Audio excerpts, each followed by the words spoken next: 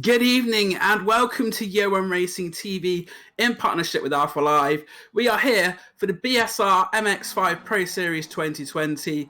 We are now at the 9th week of the championship. There are 23 weeks left, 67 races left to run, and we'll be bringing you the action here from the Brands Hatch circuit in Kent. We're on the GP layout tonight, one which the drivers will enjoy. We've got the two layouts here at Brands Hatch. You have the Indy circuit and the longer GP circuit. It's the longer GP circuit we're utilising tonight, and the drivers have just started their qualifying session at the moment. They're on their out laps, but joining us tonight will be myself, Dan Blake, in the commentary box. We've got Edward May, who will also be commentating, and the man behind the cameras, it's Mr. Graham Sesswood himself. And we'll be bringing you the coverage, as I say, with Year One Racing TV in partnership with Alpha Live. We had a very interesting race meeting last time out as well, and I believe very shortly we'll be bringing you the championship positions for both the Pro and the Am, along with the Team Championship, although, of course, we are still at the early stages of the season. All these points do mount up towards the season, and even though, as we say, we're only 9 weeks in, the points are going up now. So in our Pro Championship, Jamie Ayres leads the way with 2,541 points, and he's built up quite a lead over Kip Stevens, nearly over 200 points.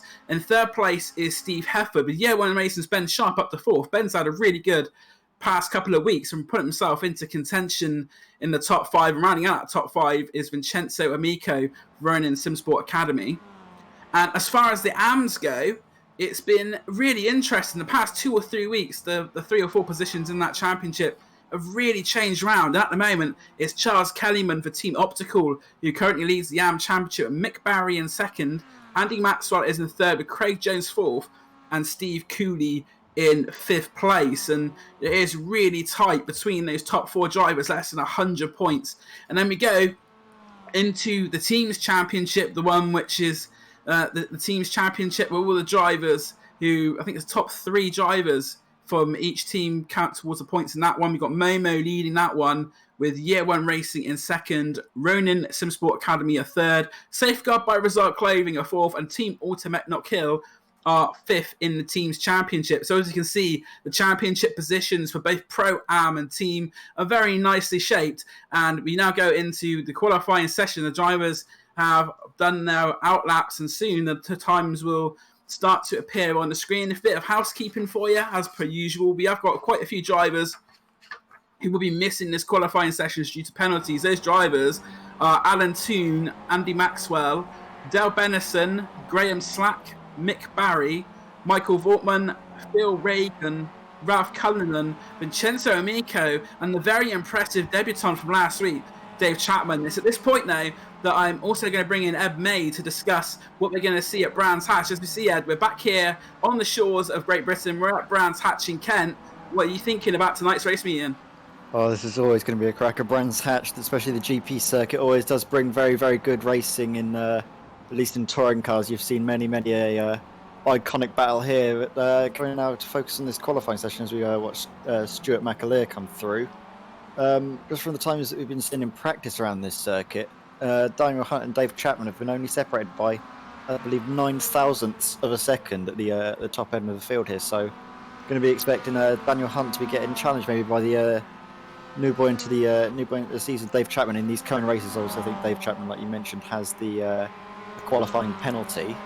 Looks like though he's put a time in on track. So we saw earlier in the season this happening where a driver hadn't taken a penalty. Dave Chapman is actually currently on track at the moment. Looks like he's set the 16th fastest time. So that'll be one maybe for the stewards to look at after. But in terms of the drivers who have set times, Daniel Hunt has just under 2 tenths to Chris Knox, with James Sharp in third, Steve Hefford fourth, and Stephen McAleer fifth. Championship leader Jamie Ayres in sixth place. But as we always see at the start of these qualifying sessions, the best times take 3 or 4 laps to come in, just because they need to get the temperature warmed up in those MX5 tyres. And as you say here, the GP Loop is one of the iconic circuits in motorsport history. It actually hosted the Formula 1 Grand Prix in the 80s as well.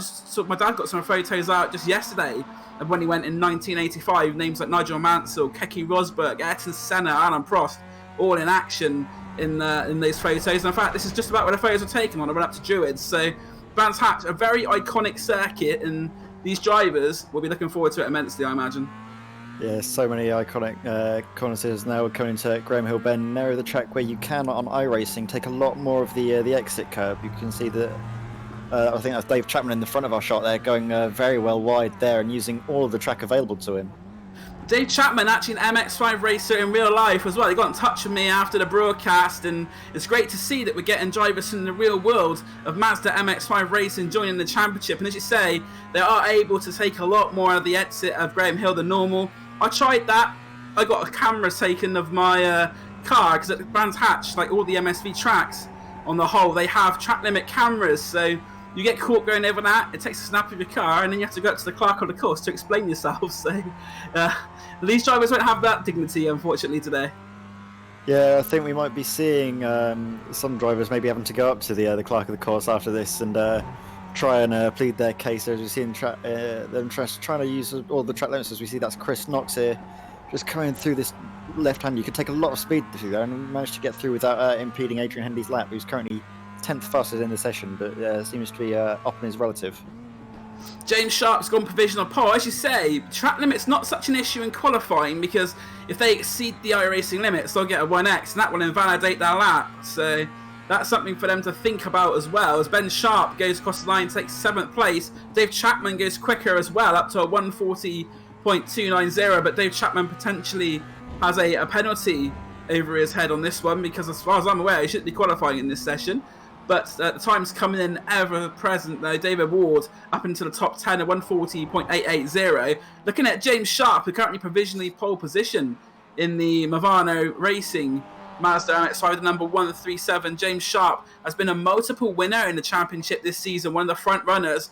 And like most of the guys at the front, they've had some good results, but they've also had some really bad meetings where the luck just hasn't quite been with them. As we see there, that will invalidate the lap. We're talking about invalidating laps, and just putting that much of a wheel on the grass around here will be enough to trigger the 1x, and that lap will be invalidated for James Sharp. And even if it wasn't invalidated, the fact he went on the grass and lost so much time meant it won't be an improvement. It's interesting you mention some drivers missing out on rounds due to not scoring or having very, very bad meetings. I think we saw at Zandvoort quite a few top runners were taken out in that race 3 incident coming on the at the very start of the lap when one of the cars managed to bog down. We saw all the cars trying to get out of the way, and unfortunately we saw quite a few cars getting collected in that, and that's why you need to keep your wits about you in this one, as we see Pete Van Gool. You need to be very, very wise to anything that's happening on track, because if you do get an incident, that can ruin your chance of getting any form of points, especially in a reverse grid. You also saw in race 4 at Zandvoort as well, the one going through the hairpin. That was another big one. There were some quite big accidents in Zandvoort, not so much in terms of the damage, but the amount of cars that were involved as well. Of course, there was the hairpin there at Zandvoort, very tight. There's only really one line through it because it's banks. So the fact that we had drivers off there meant that the rest of them had to pretty much stop, and it was a roadblock at one point on that circuit at that point. But as we say, this qualifying session very quickly going through the motions. We've had over 9 minutes of the session left, so we're well into the second half. As you look at Chris Knox, informed me on the social media this week that he's going to try and do, we saw him do the 360 last week. He informed me that he was going to try and go for a 720 this week, so I'd quite like to see that. That sounds quite impressive. Yeah, that'll certainly be one to watch, as we can just see all of these cars just trying to get out of the way of any fast cars on their laps now. I think they're also trying to organise maybe a draft. Obviously, we've seen in these MX5 cars that the draft is quite important to getting a very, very quick lap time, and there's a lot of areas that are quite flat out. Obviously, you've got the very, very long straight coming out of Surtees down Pilgrim's Drop. That's an incredibly long straight where you can gain a lot of time if you're within sort of, say, a second of the car in front. As you can see, the main teams involved there look like Momo and Double Clutch Racing. I can see Daniel Hunt snuck in the middle there as well. So that's going to be a 1x, I believe, there for Chris Knox as he gets a wheel on the gravel. But Daniel Hunt has done actually quite well to get himself into this train, because the drivers in the train are fast. You've got the likes of Peter Van Gool, Championship leader Jamie Ayres, Steve Hefford, Chris Knox, and Daniel Hunt has placed himself right in the middle of that train. There's also the Year 1 racing car of Ben Sharp at the back of the pack there as well, trying to hold on to it as well. So some of the top drivers in the championship all in this pack, and when the time starts to come across the line at the end of the lap, will be really intriguing to see what improvements we get from those drivers. Yeah, you can see that Ben Sharp's probably in one of the better positions. He's got the entire row of cars punching a hole in the air for him. As you can see, one of the cars managed to get out of the way of him. Must have had some sort of slowdown, or just felt that they would be impeding if they went on any further. You see Chris Knox there, just running a little bit wide. He's already been pushing on this lap. I think we saw him get a 1x already. You can just see that he's starting to lose a little bit of focus, maybe just pushing that little bit too hard. Yeah, so say it's qualifying is important for these BSR MX5 Pro Series races. So many drivers in. We have grids of 35, 40 each week. Oh, they got to be careful staying to the inside there. Ben Sharp has been released, and even though they are being courteous, if they are seen to have blocked or impeded a qualifying lap, they can be penalised. So they need to be really careful when doing this. And Ben Sharp, this will not be a quick lap for Ben. I think this is more of a sort of wind-up lap, and this will be the lap here where he gets it done. So with 11.5 minutes gone in the session, I reckon I get 2 more laps in potentially, times around that 1 minute 40 mark. So Ben Sharp is in the dying stages of his qualifying session. He knows he has to have that much opportunity to do it. Maybe a little bit wider they're going through Paddock Hill, but we'll see how that time goes. We're looking currently at our AM Championship leader, Charles Kellyman, who's currently in 18th place in the session and is at least third position in the AMs at the moment as well. Lewis Payne and Rob Graham, I can see they're 2 AMs who are currently above him. So Charles Kellyman, another driver who in the next couple of minutes will try and improve his time even further. Charles Kellyman, 2.1 seconds off of our leading time by James Sharp. And James Sharp does actually have quite a sizable gap by MX5 standards at the top of the time. It's 0.235. And then after that, you've got nearly a tenth separating the next 3. Stephen McAleer is another driver who's putting in a good display. Races in real life, of course, in the IMSA Pilot Challenge in the GT4 class there. So someone who's got real life experience. I'm not sure if Stephen McAleer, I don't know if Stephen McAleer has done a lot of racing in America. I'm not actually sure though if he's done much racing over here in the UK. So for Stephen McAleer, the American tracks are probably a bit more of a home comfort than some of these British ones. As you can see, Stephen McAleer, though, is definitely no slouch when it comes to this Brands Hatch GP circuit. Currently in 4th position and only 3.5 tenths off of James Sharp, who's done a 1:39.7, which is a very, very quick time. Here, that's Craig Jones off the circuit there. Might have overcooked it into Graham Hill, but managed to keep out of the way very, very nicely there, as you see now through Druids. Ryan Moores, one of the AM contenders here, just making sure he's can put in a good performance, qualify in a decent position, because obviously you can just see how close the times are in this AM battle just on the side of the screens. Incredibly close battle, and even in qualifying for these AM guys.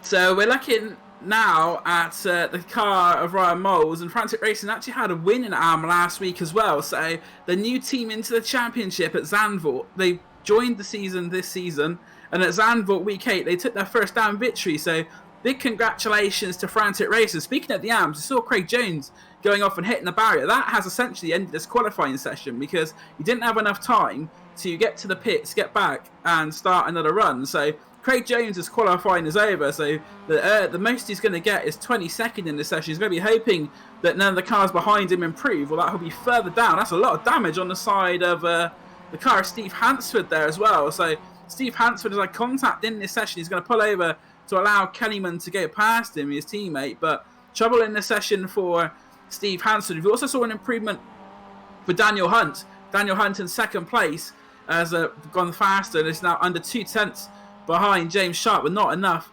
to unseat the James Sharp from Mavana Racing. We've got Steve Cooley for Rodin Simsport Academy about to cross the line into the top 5 of the championship is Steve Cooley, and there's no improvement on that time from Steve Cooley. It's a 1:42.576. So we're now into the real closing stages of this qualifying session. What we're going to have is a checker flag coming out very shortly. In fact, the checker flag will be out now. So and next time a driver's cross the line, that will be it. The qualifying will be over. Daniel Hunt with another improvement, 1:39.830 for Daniel Hunt, but not enough to challenge James Sharp for pole position. But Daniel Hunt improves by nearly a tenth of a second. Also an improvement further down the top 10 for Steve Hefford at 1:40.3. And also Kip Stevens, 2nd in the championship, has gone 11th fastest with a 1:40.646. So we are seeing improvements in these latter stages of qualifying. You can see now that these guys on these laps are probably going to be on their final lap. I don't know if James Sharp was able to get around another time. As you can see on the qualifying timesheets there that we're currently nearly 40 seconds past the end, and you can just see now he's taking a bit slow, he's pulling to bits. However, one of the last guys I think who managed to get him before is the man on our screens now, Ben Sharp, the Year 1 racing driver, is going to be hoping for a higher position in this top 10. I don't think anyone behind him is on track to usurp him here, so we can see Ben Sharp now is coming through this right hand. We're going to follow him on board, but he has a massive opposite lock moment. He's holding it very, very well. Overcooked it, but he's lost all of his time, and that's going to be it. No amount of saving would have saved his time there. That was very unlucky there for Ben Sharp, who just actually done the green sector in the sector previous to that. So Ben Sharp really pushing. We've got an improvement for Dave Chapman, a 140.117. We're looking at Daniel Hunt, who is driving across the grass. Not sure who else is actually on the track at the moment. I think that pretty much will be the end of our qualifying session here at Brands Hatch. And very shortly, we'll be going into round 33 of the championship, as we now see the qualifying times have been removed, and what we'll see very shortly is, as soon as the session's over, we'll get the grid to you for round 33. As you said, there are a few drivers there who have not been out in the qualifying session. Now, there are notable names who weren't able to qualify. It seems like it was a lot of the ones from the AMs. Vincenzo Amico, though, who was fifth in the championship, he was excluded from qualifying, but it seemed like it was a lot of the AM drivers affected, and of course, with their championship battle being as closely fought as it is, the AM Championship could see some quite major changes as a result of some of the higher up AM drivers now having to start at the back. So what we'll do now is it'd be interesting to see what happens here in round 33. As per usual in the BSR MX5 Pro Series, we'll have a 15-minute race for the first race, and then after that, depending on how many laps we get into the 15 minutes, they will then become race distance number of laps. That's the way it works in the BSR MX5 Pro Series. We'll also have the Wheel of Fortune as well for races 2, 3, and 4, which will shake up the grid even more. And very shortly, as we see now here, is our grid for round 33. It's James Sharp on pole position with Daniel Hunt alongside him. Row 2 is Peter Van Gool and Stephen McAleer, with Dave Chapman in 5th and Chris Knox 6th. Jamie Ayres, the championship leader, in 7th. Steve Hefford 8th. Ben Sharp's 9th for his Year 1 racing teammate Adrian Hendy alongside him. Good qualifying again from Adrian. Kip Stevens is in 11th place with David Ward in 12th. 13th is Stuart McAleer with Sam McAleer alongside him. 14th, not much separating those two. It's Aaron McGregor for Ronin Simsport Academy in 15th. And then the lead NAM driver is Martin Sampson in 16th. Rob Graham is 17th with Lewis Payne 18th. Roger Morton 19th. Charles Kellyman is 20th. Joe McDonald in 21st. Craig Jones is 22nd. Steve Hansford 23rd. Ryan Main, the American driver, in 24th. Ryan Miles is 25th. And Steve Cooley 26th. Jason Wiley is 27th, Desiree Rizzo 28th. And then we have the drivers who did not qualify, and they are gridded up as per iRating. So it's Vincenzo Amico for Michael Vortman. As we now see, the lights will be coming out very shortly, as the rest of the times will scroll across your screen, as we see there. So some of the drivers still to grid, but it could be anyone's race here. We've seen James Sharp have some very good races here in the BSR MX5 Pro Series to Havana. The lights are on now, though, so what we'll see, James Sharp having 3 wins so far already this season. Can he make it a 4th from pole position? This is where we'll find out. Lights are out, and it's a good start by James Sharp. And Daniel Hunt, not for the first time in recent weeks, has made a poor start, although the Brands Hatch grid is interesting because you've got the hill which they have to start on, but James Sharp's got away very nicely, and he leads from Peter Van Gool in 2nd place. Just looking back towards Paddock Hill Bend, looks like so far everybody's got through. Yeah, it's an amazing sight to see these MX5s going up to Druids for the first time. Oh, a bit of contact going into Druids, though. It looked like a bit further back, but I don't think there's anyone who's been too severely impacted. There's a few slow cars going around Druids, but at the moment everyone seems to have got through okay, Ed. Yeah, I could hear some contact possibly through Graham Hill that's coming up to you now on our screens here, but there's some cars off in the gravel there, actually, yeah.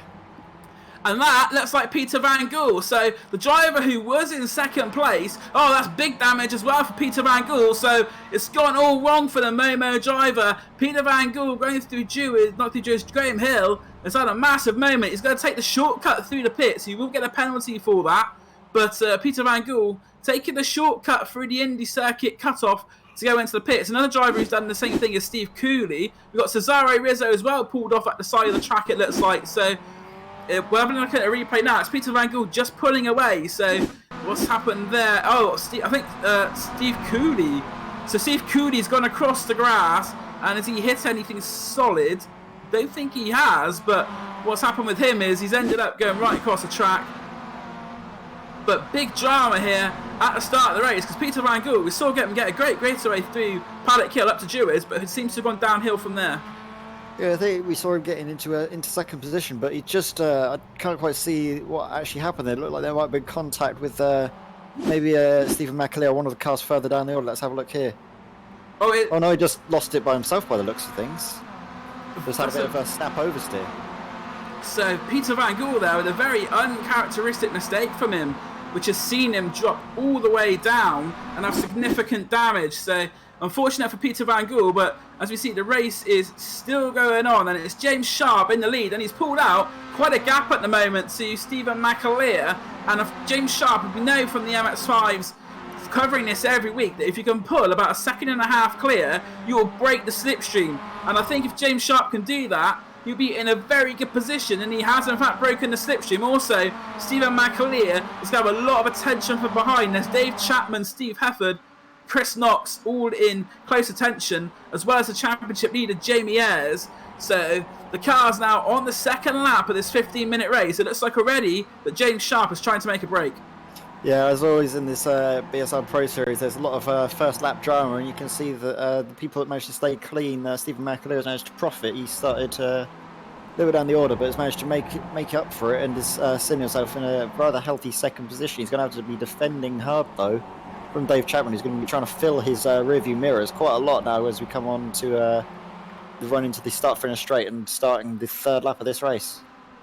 Yeah, so the drivers will go in towards Clark Curve for the second time. You see Chris Knox looking to put the pressure on Steve Hefford. Chris Knox, a real-life racing driver and also a stunt driver for the Fast and the Furious. So Chris Knox knows what to do behind the wheel of a racing car. Going to the outside, though, at Paddock Hill bend of Steve Hefford, not able to make the move. But what he'll try and do potentially here is get the cut back, but he's missed it! He's lost it! Chris Knox hard into the barrier. He had some oversteer there in the middle of the corner, and that was what it took to spit him across the track into the barrier. And Chris Knox's great run, he was looking like fighting with Steve Hefford for fourth place. He's now in the wall with a lot of damage. Yeah, it looks like the rear of his car was just sliding out at him, so when he tried to overcorrect it, the car just snapped on him and speared him left into the gravel. And as soon as you're in the gravel on these MX5 cars, there's only one direction you're going, and that is into the tyre barriers here. A very welcome sight there for Steve Hefford, but he's got the car of Daniel Hunt behind him and Jamie Ayres as well, so a little bit of respite for Hefford, but it may not last for long. In front, though, Stephen McAleer is holding off Dave Chapman in second, but the gap between themselves and James Sharp is coming down, so they are managing to keep in the slipstream. The gap is now down to 9/10 of a second as we look at the car of Ben Sharp in 8th place, putting pressure on Kip Stevens as they go through Westfield Bend up towards the iconic Dingledale, which is changed layout a few times over the years, Dingledale, but still a very daunting corner. And they now break towards Sterling's, the left-hander there, and Ben Sharp in 8th place, although Kip Stevens in front of him, putting pressure on Jamie Ayres as well. So we've got a nice little pack of cars here fighting behind Steve Hefford in 4th place. This sort of battle goes from 4th right the way down to 8th place. So these drivers, all drivers who have the potential to win this race, as we see the battle in front hotting up, because they're side by side, Daniel Hunt and Steve Hefford going through Paddock Hill. We'll see if Daniel Hunt can try and execute the cutback, which Chris Knox is attempting to do, but Steve Hefford, wise to that one, defends to the outside, to the inside even, although he's shot himself going into Druids. Daniel Hunt, though, on the outside line on the exit of Druids. This will not be the optimum line for Daniel Hunt, but what he'll try and do is see if the compromised line for Steve Hefford will give him the inside for 30s, and that's what he's done. Great driving from Daniel Hunt, because what he's done, he set up the move 2 corners back, and as they go into 30s, down the inside he goes. Daniel Hunt up into 4th place. Yeah, but now Steve Hefford's going to be in the draft, and we're going to be seeing if on the run into Hawthorne through Pilgrim's Drop, we're going to be seeing if Steve Hefford is going to be confident enough to make a move. He's got the slipstream. There's no one in front of Daniel Hunt to give him any toes, so we can see now moving to the outside, seeing if his line's going to be compromised. Hunt's had to not quite take the optimal line, has been a bit slower, but has managed to hold the position very nicely, and we're going to be seeing this order, I'll imagine, providing there's not any further mistakes from Daniel Hunt to the start of this 5th lap now. We're going to be seeing Daniel Hunt just trying to keep the order going, but not through any pressure from Stephen Hefford. He's definitely going to be forcing, as we see now, going very, very wide. That was Jamie Ayres. Very well held. The championship leader there with the wheel on the grass does the same again. Also, Ben Sharp has found his way past Kip Stevens as well. We were watching that battle a lap ago. So the Year 1 racing driver up into 7th place, and that mistake from Jamie Ayres will be all that Ben Sharp needs to see, because you'll know that Jamie Ayres is vulnerable, the championship leader, and that he's not maybe having the best of races. He's making mistakes, and Ben Sharp will try and make him, forcing him into another mistake. You'll see Ben Sharp racing in a Dislock Civic Cup in real life, so another one who has experience in the Brands Hatch circuit, and he's looking down the inside at Dewards. Jamie Ayres moves across, so Ben Sharp then goes to the outside. Jamie Ayres potentially outbraked himself there, but Ben Sharp not able to take advantage as they run down towards Graham Hill Bend. It's great racing between the Momo and Year 1 driver. And a lot more speed though through Graham Hill. As we see now, Ben Sharp's going to be trying to make a move to the inside. He's been covered off, so now he's going to have to sit back. It's very robust defensive driving there from Jamie. As you can see, his brake disc is glowing very brightly there. Just the sign of how hard he has to defend. Getting very late, and his brake discs are definitely glowing hot. And you do tend to see in these MX5 cars a little bit of wear on these things, especially when you're racing it hard. Even in a sprint race, you can notice that the brakes start to lose a bit of their efficiency now. As we can see, James Sharp has been caught by Stephen McAleer in these past few laps. Yeah, Stephen McAleer has caught up very quickly. I said I wasn't sure if they'd be able to catch up, but Stephen McAleer is a man on a mission. He's dropped Dave Chapman to the tune of about a second, and he's caught up with the race leader James Sharp from Movano Racing as well. So they now go through into Sterling's Corner out towards Clearways for the 5th time. We've had just over 8 minutes in the race as well, so the race just over the halfway mark, so we've still got a lot of racing to go. And James Sharp is going to have a lot of pressure from Stephen McAleer towards the end of the race. We've got Dave Chapman in 3rd place. Then there's about a 2-second gap back to the battle we were watching before. Though Daniel Hunt, now having been freed from Steve Hefford, seems to be trying to catch up to the cars in front. Fastest lap out of the 4 is actually Daniel Hunt at 1:35.7, and Ben Sharp at Paddock Hill still trying to get past Jamie Ayres, although he's got to be a little bit careful because Kip Stevens, if anything goes wrong or Ben Sharp runs wide, Kip Stevens is close enough, will be able to try and make a move. Ben Sharp had a big moment there. I think he caught the grass or the AstroTurf, maybe a combination of the two. He held onto it superbly and has lost just one position. That could so easily have been in the moment in the wall for Kip Stevens. Just noticing on the timing screen as well, as we see a replay here. Yeah, it's that AstroTurf. The AstroTurf, a loss of grip potentially there for Ben Sharp, and that would have been Code Brown for Sharp. As soon as that car did that, he would have been trying all his hardest to avoid an accident.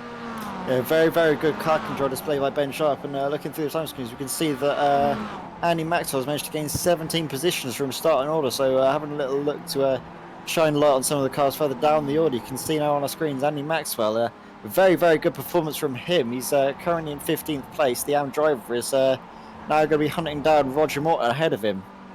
These are drivers, of course, which are excluded from qualifying. We're seeing the big gains from the likes of Andy Maxwell, Ralph Cullinan, Mick Barry, Phil Reagan into the top 20 as well. So the drivers who have had penalties have done extremely well to stay out of bother, although the pro driver Vincenzo Amico looking to go down the inside of Phil Reagan there. Phil Reagan tries to defend, but I think the Ronin Simsport Academy driver will probably have the better of it here as they go down into the... There we go, Vincenzo Amico does make that move stick, so Phil Reagan's lost momentum. We've also got Michael Vortman there with a lot of damage to the front of his Master MX5, so Michael Vortman, another one of the faster AM drivers, is currently down in 21st place. And the AM drivers, as you say, are very close. So for these drivers, every point counts when the deficits are so small. Yeah, definitely. Maxwell could see himself coming through for potentially an AM podium from him to start from the pit lane here, as we've just seen him now having to charge through. We've got Charles Kellyman, Craig Jones, Roger Morton, Andy Maxwell. We've still got 5 minutes in this race, and anything can happen. If he manages to pull off a podium finish from starting from the pit lane in the AM category, that would be very good. But up the order, you can still see that James Sharp has managed to keep his lead here as we're following Michael Barry now. Coming through Graham Hill, he's going to be keeping his eyes on this battle up ahead. You can see that there's a two-eyed battle, I think, between Morton and Maxwell. So I think that's allowed Morton just to get ahead of Andy Maxwell here. Yeah, got the Frantic Racing car there as well. So is that a change of team for Roger Morton in the... No, that's Jason Wiley. So apologies, I don't know what's going on with the timing screen here, but that is Jason... He's a lap down, in fact, is Jason Wiley. So Jason Wiley getting himself involved in the AM battle. He's a lap down. As we can see here, though, the AM leader is currently Rob Graham. So Team Ultimate Not Kill and Rob Graham, at the moment, are on course for an AM victory, but still a long way to go in the battle. As we talk about battles at the front, it seems to be as it was last time by. James Sharp has a lead from Stephen McAleer, but Stephen McAleer putting the pressure on James Sharp. As I say, these drivers, both multiple winners in the BSR MX5 Pro Series, so they know what needs to be done to get a win. It looks like at the moment it's just going to be between those two, but they start to fight and hold each other up. Dave Chapman, who's currently in third place, the real-life Mazda MX5 racer, we saw him make a fantastic debut in the championship last time out at Zandvoort. He'll be there to capitalise if anything goes wrong. Yeah, and you can also see on the left-hand side of the screen, Ben Sharp has managed to get ahead of Kip Stevens. We saw Ben Sharp have a little bit of moment coming out of Druids, but has managed to hold it and managed to get back ahead of Kip Stevens, and is now going to have his sights set on Jamie Ayres, the sixth-place car up in front. So that's another battle to keep an eye on in the final couple minutes of this race. So I think there'll be 2 to go when they cross the line this time. As we see, there's like a problem with the replay there. I can see the replay here. I can see him just making a move around the outside for Paddock Hill Bend. You can just see that it's not really being fought. You can see that Kip Stevens just realises that it's not worth fighting and let Ben Sharp go through. So that's very, very clean and respectful driving by the pair of them. That sounds very good indeed. It's a good job you can see the replay because I couldn't see it on my screen. So I'll come whenever that happens again. That's good. Someone never sees it. But it looks like there's been a change for second place as well. Dave Chapman has found his way past Stephen McAleer. And what I predict has happened there is that we've seen a mistake. I can see this replay. Slow down. Yes. So what's happened is that is a slowdown that you can get if you go out and take too much going into Westfield Bend, that inside curve, you will get a slowdown. So it looks like that's what's happened to Stephen McAleer. He's taken too much curb on the run into Westfield, and the iRacing software has given him a slowdown penalty, which has allowed Dave Chapman to go through. And Stephen McAleer has now gone from trying to fight for the lead to defending a podium place, because Daniel Hunt there, right on the back bumper of the Macumbi McAleer car as they go out of Druids on the run down to Graham Hill Bend. And I'm pretty sure that this may be the final lap as well. We've got 1 minute left on the clock, and James Sharp, it's going to be touch and go. This could be the final lap. We are on lap 9 of the race, so when we get nearer towards the end of the lap, we'll have to keep an eye on that.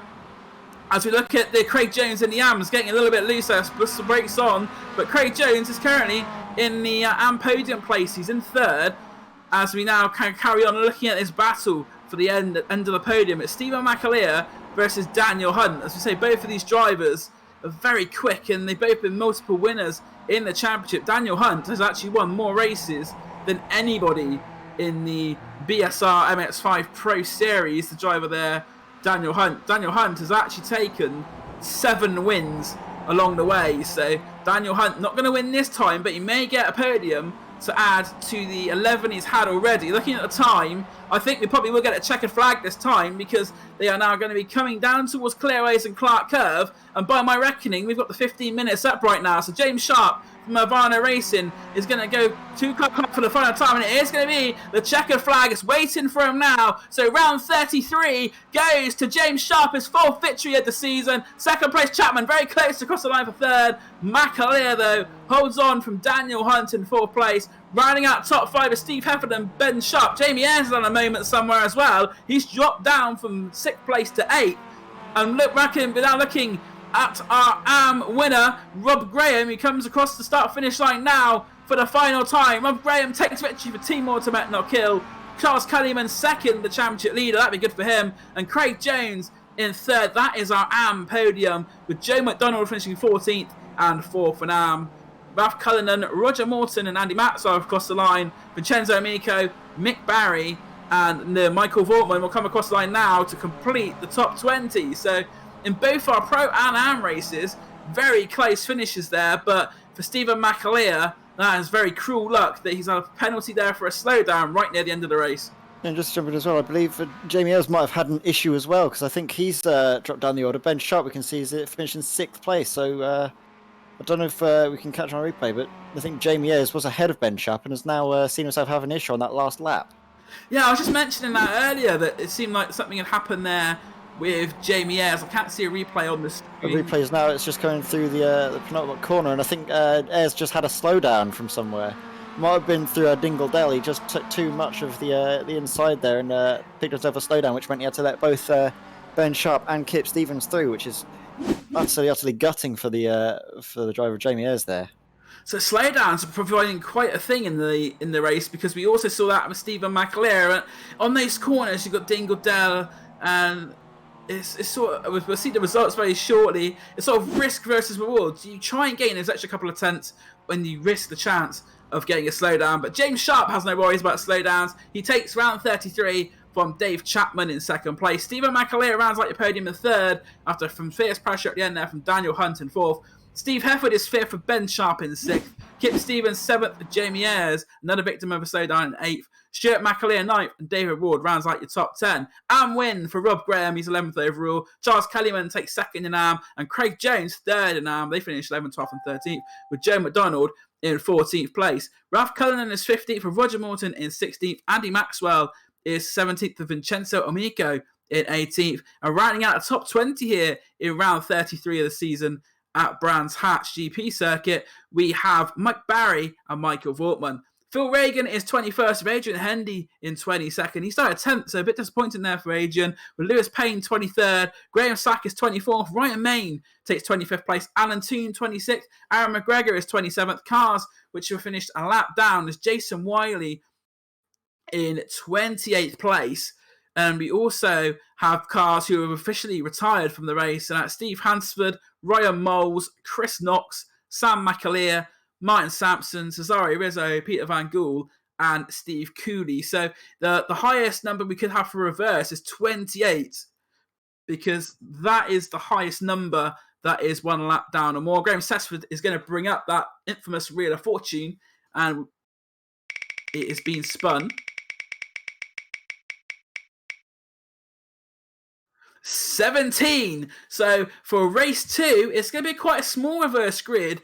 It is going to be 17, and the lucky recipient who is going to be on pole position as a result of finishing in that 17th place is going to be Andy Maxwell. So Andy Maxwell, who came into the meeting leading the AM Championship, will have a chance at victory overall in the second race of the evening, round 34 of this championship. He has lucked in on the reverse grid draw. And what we'll do now is we'll have a short commercial break here on Year One Racing TV in partnership with Alpha Live. And then we'll get back to you, and we'll see how Andy Maxwell and the rest of the field gets on in the round 34, the second race of the evening here on Year One Racing TV.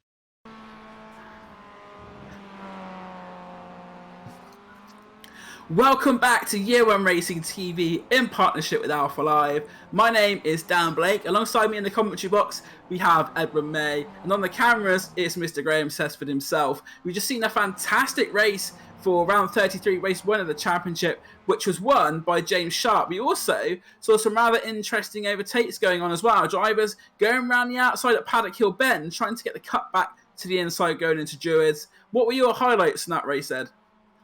Well, I think mainly my highlight was just seeing how good the respectful driving was. There was very, very good, clean driving between Ben Sharp and Kip Stevens there, which is what we love to see on the broadcast. And it's a great advertisement for this BSR Pro Series. Very, very close racing and respectful racing with some of the quickest guys in the MX5 on the iRacing system.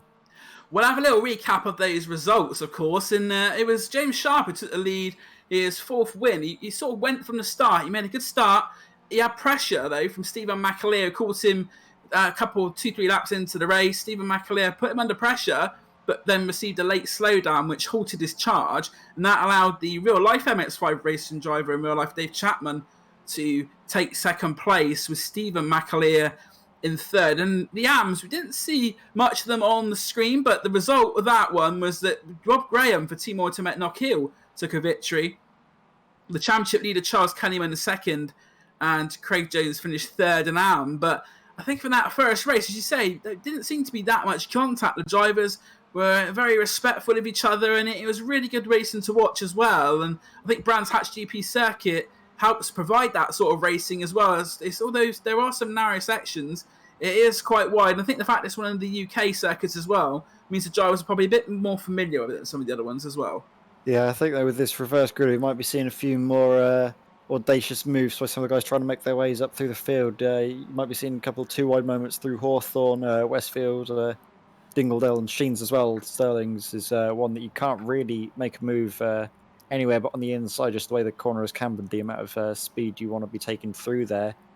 But you could be seeing a few optimistic 2-wide manoeuvres being made this race, but hopefully we'll be seeing everyone keeping it clean. As you see the police car just stopped by the end of the race. If you can catch anyone speeding, yeah. He's got a speaker out ready to go. They always park in the most obscure locations, don't they? That's a blind corner behind there as well. Blind corner, yeah. You very cheeky, Mr. Hansford. Yeah, so these drivers might be finding a letter through the post, I'd imagine. He's got his pen and paper waiting, and now he pulls away from the scene. He's off to the next location now. He hasn't caught anybody. So Steve Hansford off to his next location. But the police car there on the side of the track. Oh, it's James Sharp there, the race one winner, getting rather close. But that police car livery has provided us with a lot of entertainment throughout the season, as we now see the pursuit has begun. Yeah, you're going to be seeing him now just trying to get their revs out on these little police MX5. I don't think I've seen any police MX5 cars actually out and about, but maybe that's something for people to look into. It's a very, very quick, nippy little thing. Might be good in, say, some city pursuits. Indeed, and you'd be hoping that Hansford doesn't catch him up, because Steve Hansford will have his cuffs ready and his truncheon out, so you need to be careful what happens there, James Sharp. Although Steve Hansford there looks like he's going to find another driver to bully now, so the police car there is Steve Hansford having a rather enjoyable time. And I think very shortly, sort of these practice sessions usually last about 10 minutes. We reverse grid with 17, which puts Andy Maxwell on pole position. So the AM Championship leader on pole position, as we see a car there stopped in the middle of the track. What we'll see there is also Andy Maxwell on pole position, and for the driver who's already leading the AM Championship, it's a great opportunity to extend that lead even further. Yeah, definitely. He's lucked out a lot with that reverse grid, but a lot of times you need a bit of luck and some of the best drivers make their own luck. You can see that he had to start from the pits, but had a very, very good run up through the field. I believe he made up, what was it, by the end of the race, maybe 17, 18 positions from his current starting position. So he's going to be hoping to get a very, very good getaway from P1 and see if he can hold on.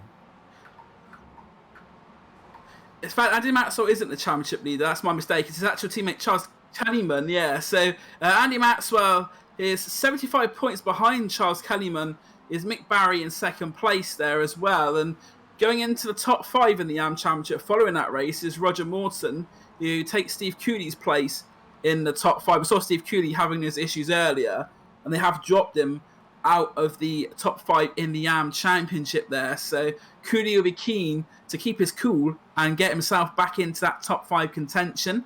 as we now see the lovely view that we have here, courtesy of Graham Sesswood here overhead, the Brands Hatch circuit there. We're looking at the pit straight and also the run down Pilgrim's Drop as well. So fantastic camera angle there as we saw them going down towards Hawthorne Bend. As we see, that's like one of the frantic... No, it's not. It's a safeguard by result car. As a checkered flag, Alan Toon, that is, the gentleman in the South Mist of Alan Toon, a very big supporter of iRacing and the BSR MX5s in general. So great to see Alan Toon out again, having a blast in the MX5s.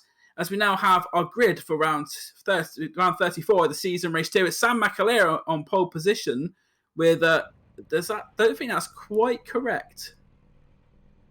Unless it's... Yes, there we go. So Andy Maxwell was on pole position with Roger Morton alongside him, Ralph Cullinan and Joe McDonald in the second row, Craig Jones and Charles Kellyman. Then it's Rob Graham, David Ward, Stuart McAleer, Jamie Ayres, Kip Stevens and Ben Sharp in the top 12. Going further down, you have Steve Hefford, Daniel Hunt, Stephen McAleer, Dave Chapman, James Sharp, Vincenzo Amico, Mick Barry and Michael Vortman in the top 20. Then it's Phil Reagan, Adrian Hendy. As you see now, the rest of the grid will scroll across your screen. Obviously, drivers like Peter Van Gool will be disappointed. Had a front row start for the last race. Finds himself on near the back for this one. So the Momo driver is on the back row. There's 2 drivers actually in this race who have to serve a pit start penalty. And that is Dave Chapman, who started the previous race early on, and he may have actually had to disqualify, and also Alan Toon has to start from the pits as well. But the lights now beginning to go. Both cars are in the pit lane to go, but on the track it's a great start from Andy Maxwell, gets it perfectly timed, and that's one of the best starts I've seen in this championship for a very long time. Andy Maxwell is not hanging around. He takes the lead through Paddock Hill Bend for the first time. There's quite a few. Oh, so yeah, one car goes sideways and been hit from behind. That's Ben Sharp. Ben Sharp is having an issue at Paddock Hill Bend. Chris Knox has gone into the side of another car as well on the run up to Druids. I think it was one of his own teammates. In fact, it was Cesare Rizzo. So the 2 double clutch cars coming together. There's a frantic racing car on the inside of Druids as well, so a bit more of an eventful first half of lap as we saw there. The contact with Steve Hefford and Ben Sharp was it sent Ben Sharp rounds, and then we saw the further contact with Knox snaked and then straight into the side of his teammate Cesare Rizzo. That won't be a very happy debrief in the double clutch racing following that one. Yeah, as you just see, it's this reverse grid. We did mention earlier that it might cause a little bit of drama with some guys trying to get through the field. Obviously, it shakes up the field. Some of the faster guys find themselves at the back of the grid instead of being in the pole position, and they have to try and use their race car to get by. As we can see, there's some incidents here. Just looked at the replay there, and the actual justice of it was Rizzo who actually unsettled Chris Knox in the first place. A little tap in the rear by Rizzo sent his teammate snaking. And then the ultimate karma when Chris Knox goes into his door. So Cesare Rizzo really has no one to blame but himself for that one. Andy Maxwell is still in the lead by over a second from Ralph Cullinan. Third place is Roger Morton, and he's just been overtaken by Jamie Ayres. So Jamie Ayres has had a really good start. We saw him have the disappointment of dropping a couple places on the final lap of round 33, race 1. But Ayres already up into what now is 4th place. So Jamie Ayres has had a fantastic start to this race, up 6 places already. As you say, it was only the top 17 in burst, and that's going to be another position there as well, because Roger Morton has gone off. Charles Kellyman's going to go past as well. Jamie Ayres already on the podium. Here come the big boys. Daniel Hunt's involved there, Stephen McAleer, Kip Stevens. So all the drivers that were sort of in that top 10 area for the first race are already starting to plough their way through the pack. Yeah, you can see now that Stephen McAleer's going through that contact off, I think. Yeah, Rob Graham, our winner from the first race, has gone round. And there's also further contact. A police car was involved there. Ben Sharp taking another little clout to the side of the door as well. And this is the initial contact. Oh, it's Rob Graham. He's driven into the side of that other car there of Roger Morton. It looked like Rob Graham took the AstroTurf and pulled across, and really there's not a lot that Roger Morton could have done about that one. So the Scottish driver Rob Graham, the Team Morton net not kill. A little bit of an incident there, and as we now look at another replay going through Paddock Hill Bend, Jason Wiley taking through the gravel as well. So Jason Wiley has lost a bit more time there as well, but stays on the track. But the action is so fast and frenetic, we're struggling to keep up with it here, Ed. Yeah, this is absolute chaos. We can just see the replay of another incident through Graham Hill. believe that was the one that we saw the police car just tag someone around, did a bit of a pit manoeuvre there, and that meant all the other cars coming back. I think that was Rizzo that checked up, and Ben Sharp that might have been collected in that as well. Yeah, so it was Steve Cooley for Ronin Simsport Academy who got hit by the police car, but Jamie Ayres has gone past Ralph Cullinan as well, so Jamie Ayres up into second place already on lap 3 of 9 in this one, and Jamie Ayres going through Paddock Hill Bend. He's got a bit of a gap over his next rival as such, should be Daniel Hunt, who's a bit further back. Ralph Cullinan, though, would not want to give it easy to Jamie Ayres. Jamie Ayres has got past him, but Ralph Cullinan will try his hardest to try and keep up with our championship leader in the Momo car, but you feel it's just a matter of time before he gets past Andy Maxwell. He runs very wide there into Graham Hill Bend. There's the door open. Thank you very much, as Jamie Ayres, he takes the lead. Ralph Cullinan also up into second place there, so maybe a bit of the pressure told there for Andy Maxwell, because he went from first to third just like that. Yeah, Maxwell knows that if he can finish in this podium place, he's going to be on for some very, very good championship points. A lot of his high-scoring championship rivals in the YAM category have been involved in incidents. This is a perfect time with this reverse grid second race to capitalise.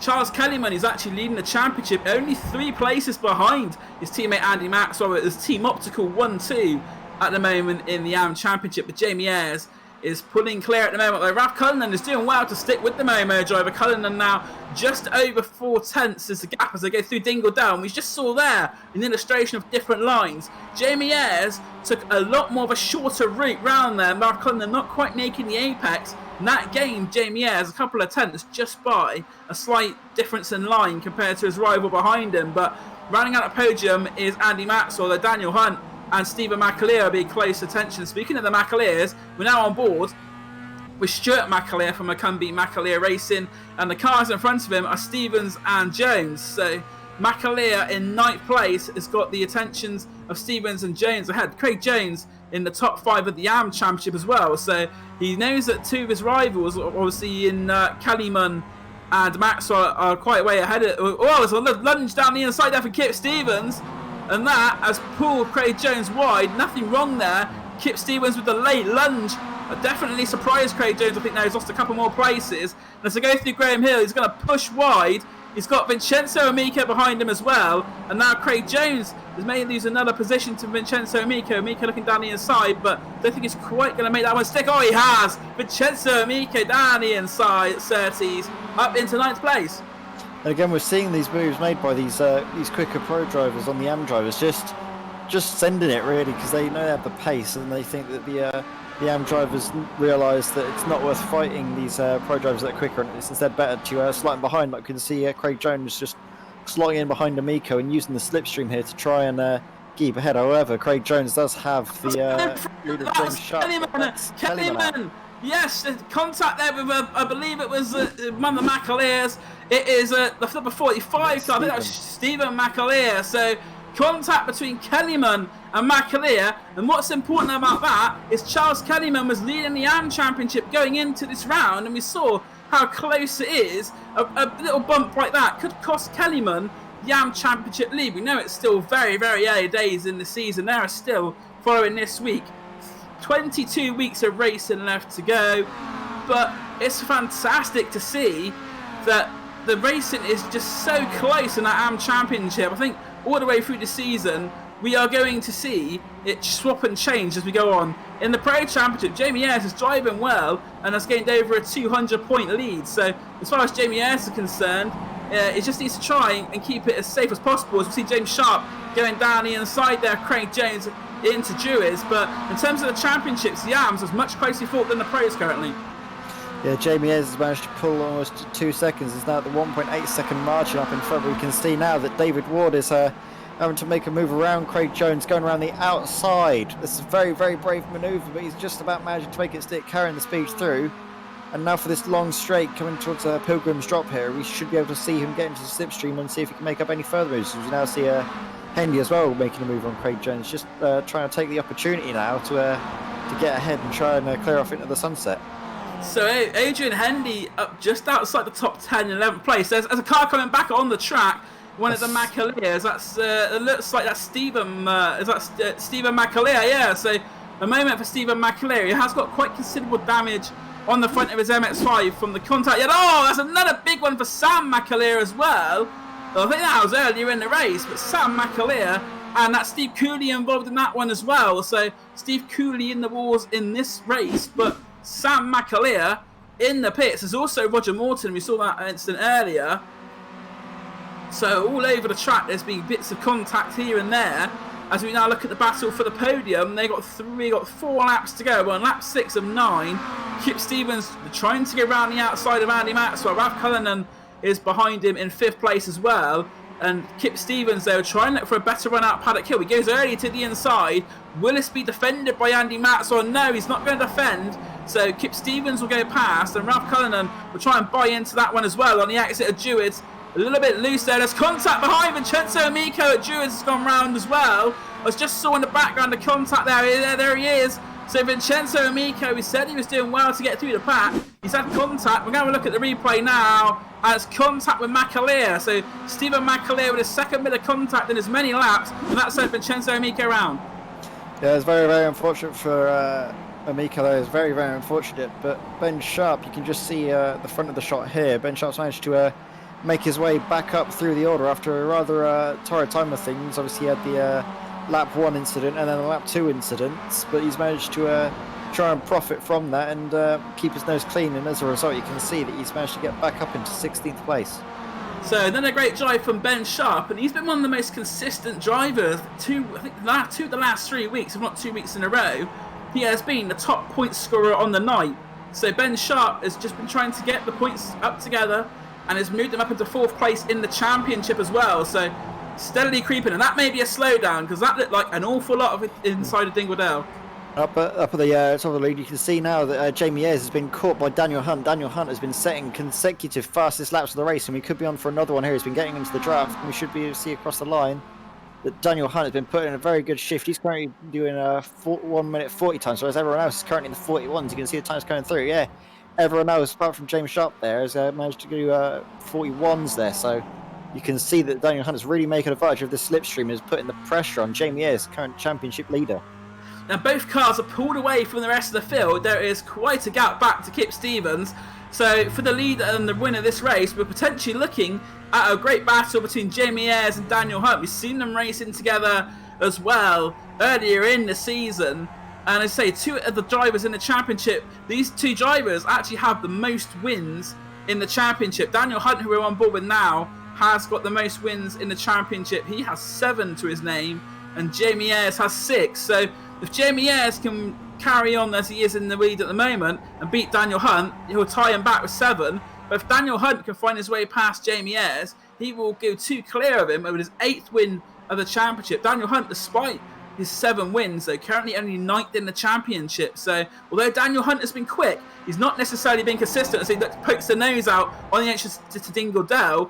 Jamie Ayres will see that, but Jamie Ayres at the moment is not fazed by that as they break down into the corner at Stirling's on the run down clearways towards Clark Curve. Daniel Hunt at the moment, though, right on the back of that Momo car. There was less than a tenth at one stage, and as they come across the line, there'll be 2 laps to go. It is still Jamie Ayres leading, but he's under intense pressure from Daniel Hunt. Yeah, you can see Jamie Ayres going to the inside right away, not letting him have any sign through Paddock Hill Bend here, but you can just see that Daniel Hunt's trying to force Jamie Ayres into a compromised line. You can see now that Daniel Hunt has got the inside line up Pilgrim's Rise now into Druids, and he's just about managed to make the move stick, but will he be vulnerable on the cutback? Doesn't seem likely that Daniel Hunt is going to be losing this first place now. He's got ahead and is going to be trying to defend his run till the end of this race. Beautiful move there by Daniel Hunt. As we say, it's another one which started at Paddock Hill Bend, ended at Druids. Jamie Ayres, though, in 2nd place, is not going to take that line down as they go through Surtees up towards Pilgrim's Drop and Hawthorne Bend. Jamie Ayres will be in the slipstream of Daniel Hunt's MX5. Daniel Hunt has already gone to the inside line on a run down to Hawthorne. Jamie Ayres will try and get around the outside, and what that could mean, though, is that Jamie Ayres has better momentum as they go down the Derek Minter Straight in towards Westfield, but Daniel Hunt has managed to pull clear at the moment of about 3 tenths, so it is still Hunt from Ayres, Stevens in 3rd place, Cullen in 4th, and Stephen McAleer, despite his rather eventful race, actually currently finds himself in 5th place. With race 1 winner James Sharp at the sit wheel on the grass though from Daniel Hunt through Dingle Dell. And that is another heart in the mouth moment. Will it push him wide going into Sterling's? No, it won't. But that's a small chink in the armour there, which Jamie Ayres has seen. Yeah, and Jamie Ayres now is going to be getting a good run now, just coming through Clark Curve. Is very, very up close to the rear bumper. We're going to be seeing, is he going to try and force Daniel Hunt up in front to go defensive into Paddock Hill? We saw the manoeuvre made by Daniel Hunt, just trying to go around the outside to force the inside for Druids, but you can see the gap's just too great for any sort of proper attacking manoeuvre into Paddock Hill Bend. The last lap board is out for these drivers as well, so this will be the final time they take these corners in round 34 of the championship. Jamie Ayres has gone through Druids and now on a drop towards Graham Hill Bend, reprofiled in the late 90s. Used to be a much faster corner than it is now. But Jamie Ayres, at the moment, has still got 0.4 of a second to find if he is going to get past Daniel Hunt. You see some positions changing further down, but this, of course, is the main attention of the race as we are on the final lap. And they go 330s now on the run down towards Pilgrim's Drop and Hawthorne Bend. And I just don't think Jamie Ayres is close enough to the rear of Daniel Hunt's car. Daniel Hunt has driven a fantastic race. He had to catch up Jamie Ayres to start with. He then made the move. And unless Jamie Ayres makes a really late move or Daniel Hunt makes a mistake, I can't see anything else at the moment other than a Daniel Hunt victory as he goes down through Westfields Bend in towards Dingle Dell and Sheens for the final time. Daniel Hunt has now pulled away to the tune of half a second. There is a slower car in front. It's not going to make a difference. Jamie Ayres exploring all the exit of Sheen Curve there as they now go through Sterling's and for the final time down the run down towards Clearways and Clark Curve. Daniel Hunt had won 7 races going into this meeting as he goes through Clearways for the final time. Jamie Ayres close, but not close enough, and he just has another calf moment. That's going to be it. Taking round number 34, his 8th of the season, is Daniel Hunt. So Daniel Hunt it is, crossing the line first. Ayres takes 2nd place. He pushed really hard there at the end, but not able to make it. Kip Stevens rounds out the podium in 3rd. Cullinan is 4th, with Stephen McAleer 5th and James Sharp 6th. Stuart McAleer was 7th, 8th was Ward, and the AM winner goes to Andy Maxwell. So Andy Maxwell is our AM winner. Michael Vortman takes 2nd in the AM class, and Martin Sampson 3rd. So a different podium than what we saw in the first race in the AMs. But Daniel Hunt has taken his 8th victory of the season.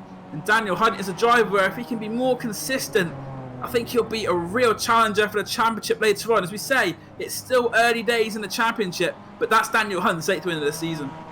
Yeah, anything can happen and often does in this BSR Pro Series, as we can see now. That was a excellent drive from the AM victor there of Andy Maxwell. Just managed to defend his first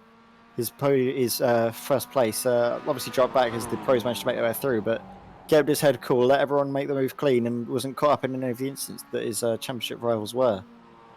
Exactly, and that's what Jamie Ayres has been doing pretty much all season. He's had a couple of bad meetings, but he's always been there or thereabouts, and Jamie Ayres will take another podium finish. That's his 15th podium of the season, so you don't have to win every week. And as Daniel Hunt shows, you can win the races, but if you're not able to be consistent and get those podiums and top 10s, then that is really where the championships are made and lost. And in terms of top 10, for Jamie Ayres, that's his 29th top 10 in 34 races.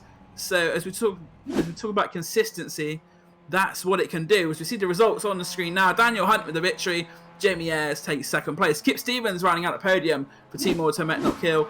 Ralph Cullinan with 4th place for Result Clothing. Stephen McAleer rounds out the top 5. James Sharp is 6th with Stuart McAleer 7th. David Ward, another top 10 finish for him in 8th. Adrian Hendy as well in top 10 in 9th place. And reigning Simsport Academy's Aaron McGregor is 10th.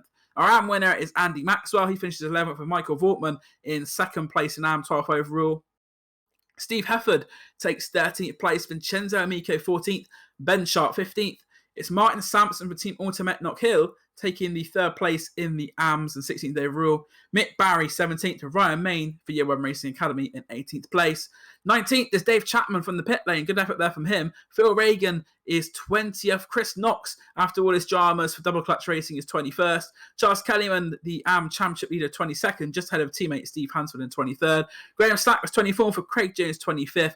Steve Cooley is 26th, and we've got the Frantic Racing pair 27th and 28th of Ryan Moles and Jason Wiley. 29th place was Alan Toon, and 30th Lewis Payne. They are the only drivers who be eligible for the reverse grid, because drivers who have retired from the race were Rob Graham, Sam McAleer, Cesare Rizzo, Roger Morton, Joe McDonald, and Peter Van Gool. And with that, Graham will bring up his very spinny wheel.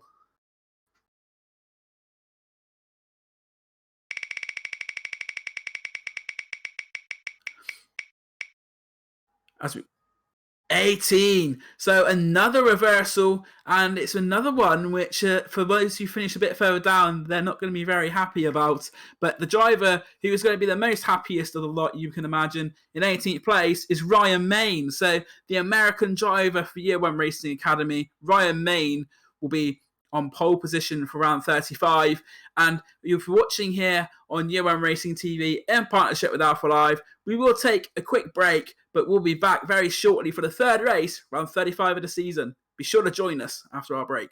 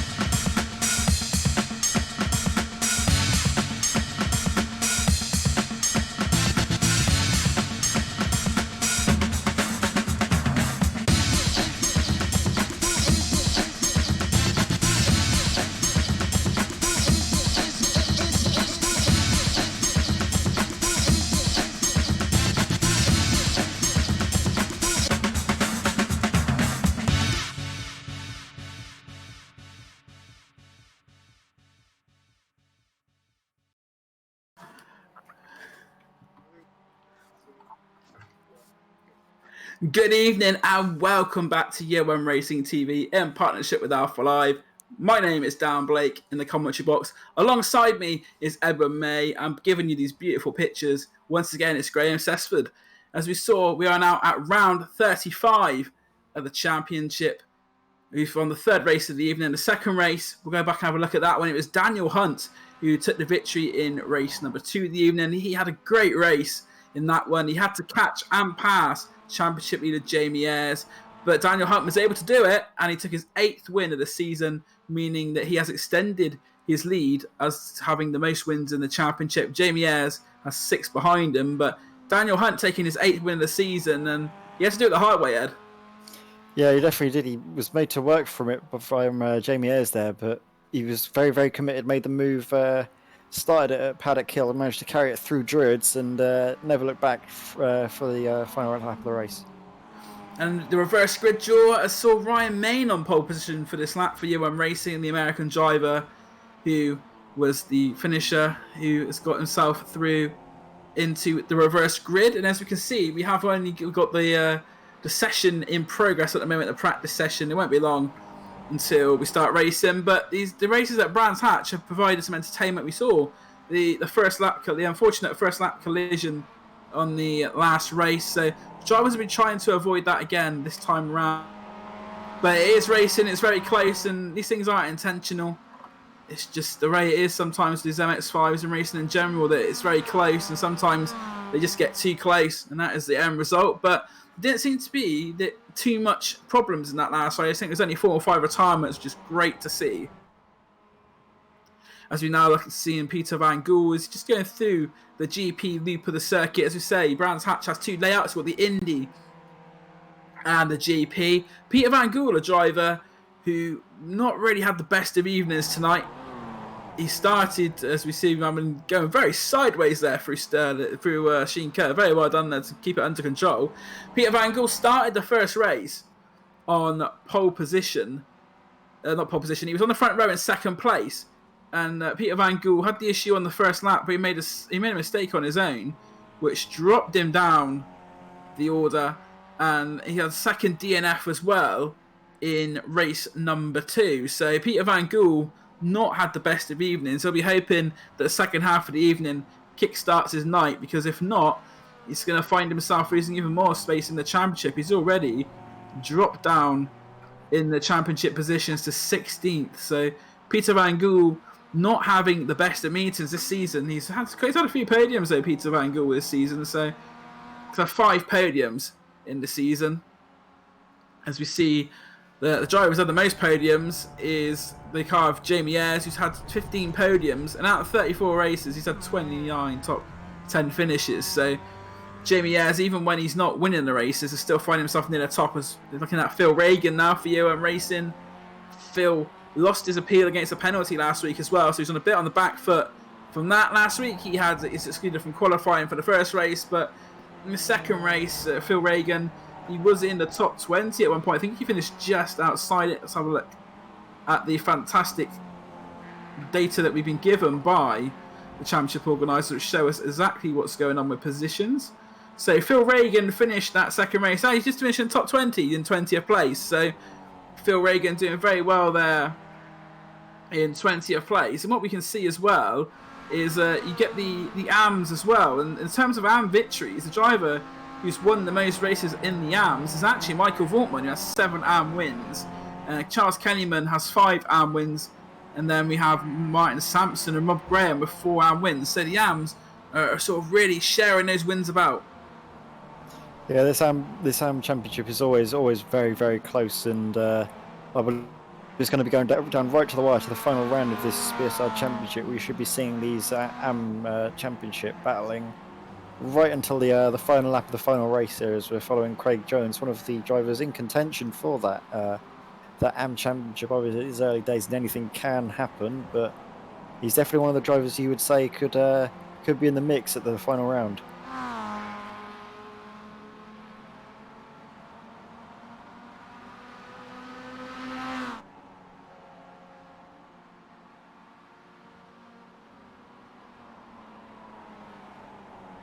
As we're now watching Craig Jones just coming through Hawthorne now. It's very, very area of the track where you need to be fully committed. And if you're going too wide through there, there's almost certainly going to be an incident. It's not an area of the track you're going to be turning away. In fact, this whole sort of GP section add on to the Indy circuit is not really one where you want to be going too wide if you can help it. It's where you can see a lot of the mistakes we see in the background. That's really Phil Reagan just running that little bit wide and coming into the gravel traps, as we see now Alan Toon on our screens.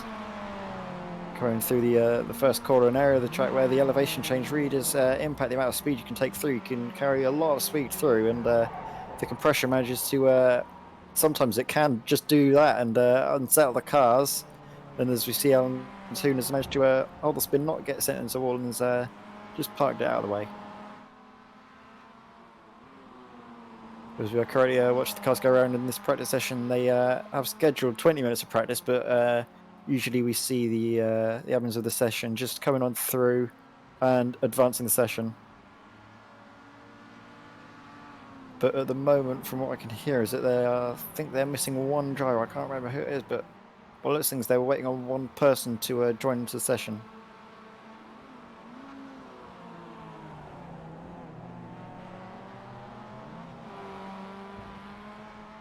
We might be getting an extra sort of 2 minutes of watching these MX5 cars run around the circuit. As we see Adrian Hendy, I believe Hendy is one of the guys that is slated to be, I think he's got pole position, or at least, I can't remember fully, but we'll get the run through here. We can see Adrian Hendy now, driver for Year One Racing, and it was Ryan Main who managed to secure the reverse grid pole, so he will be leading the field on when they get to grid up. But there's some slight technical issues in the background, but it's no worries, because we can see these beautiful MX5 cars attacking this amazing historic Brands Hatch GP circuit.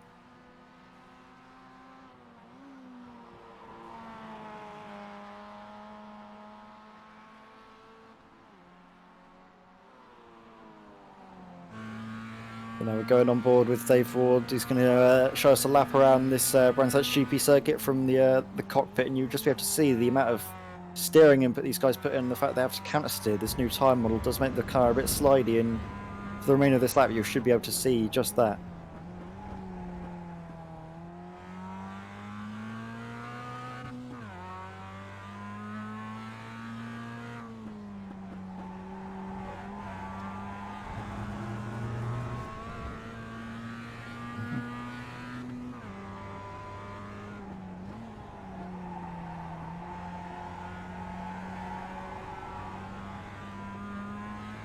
And speaking of issues that we've been talking about in the session earlier, we have issues in the commentary box. Dan Blake has been having some internet issues, but we can just see that he's managed to reconnect back into the iRacing session, and hopefully we won't be apart from him for too long. But as you can see, David Wall coming through Hawthorne's area of the track, which is fastest, quite high speed, successive right-handers here. You can just see the amount he's having to take through the corner. Slight corrections on the wheel, making sure that he's not running out wide and taking any off tracks. This is where we've seen plenty of guys get slowdowns and off tracks. And I've just got the call that everyone's going to be advancing the session, so in 10 seconds we should see David Wall get pulled to go to grid.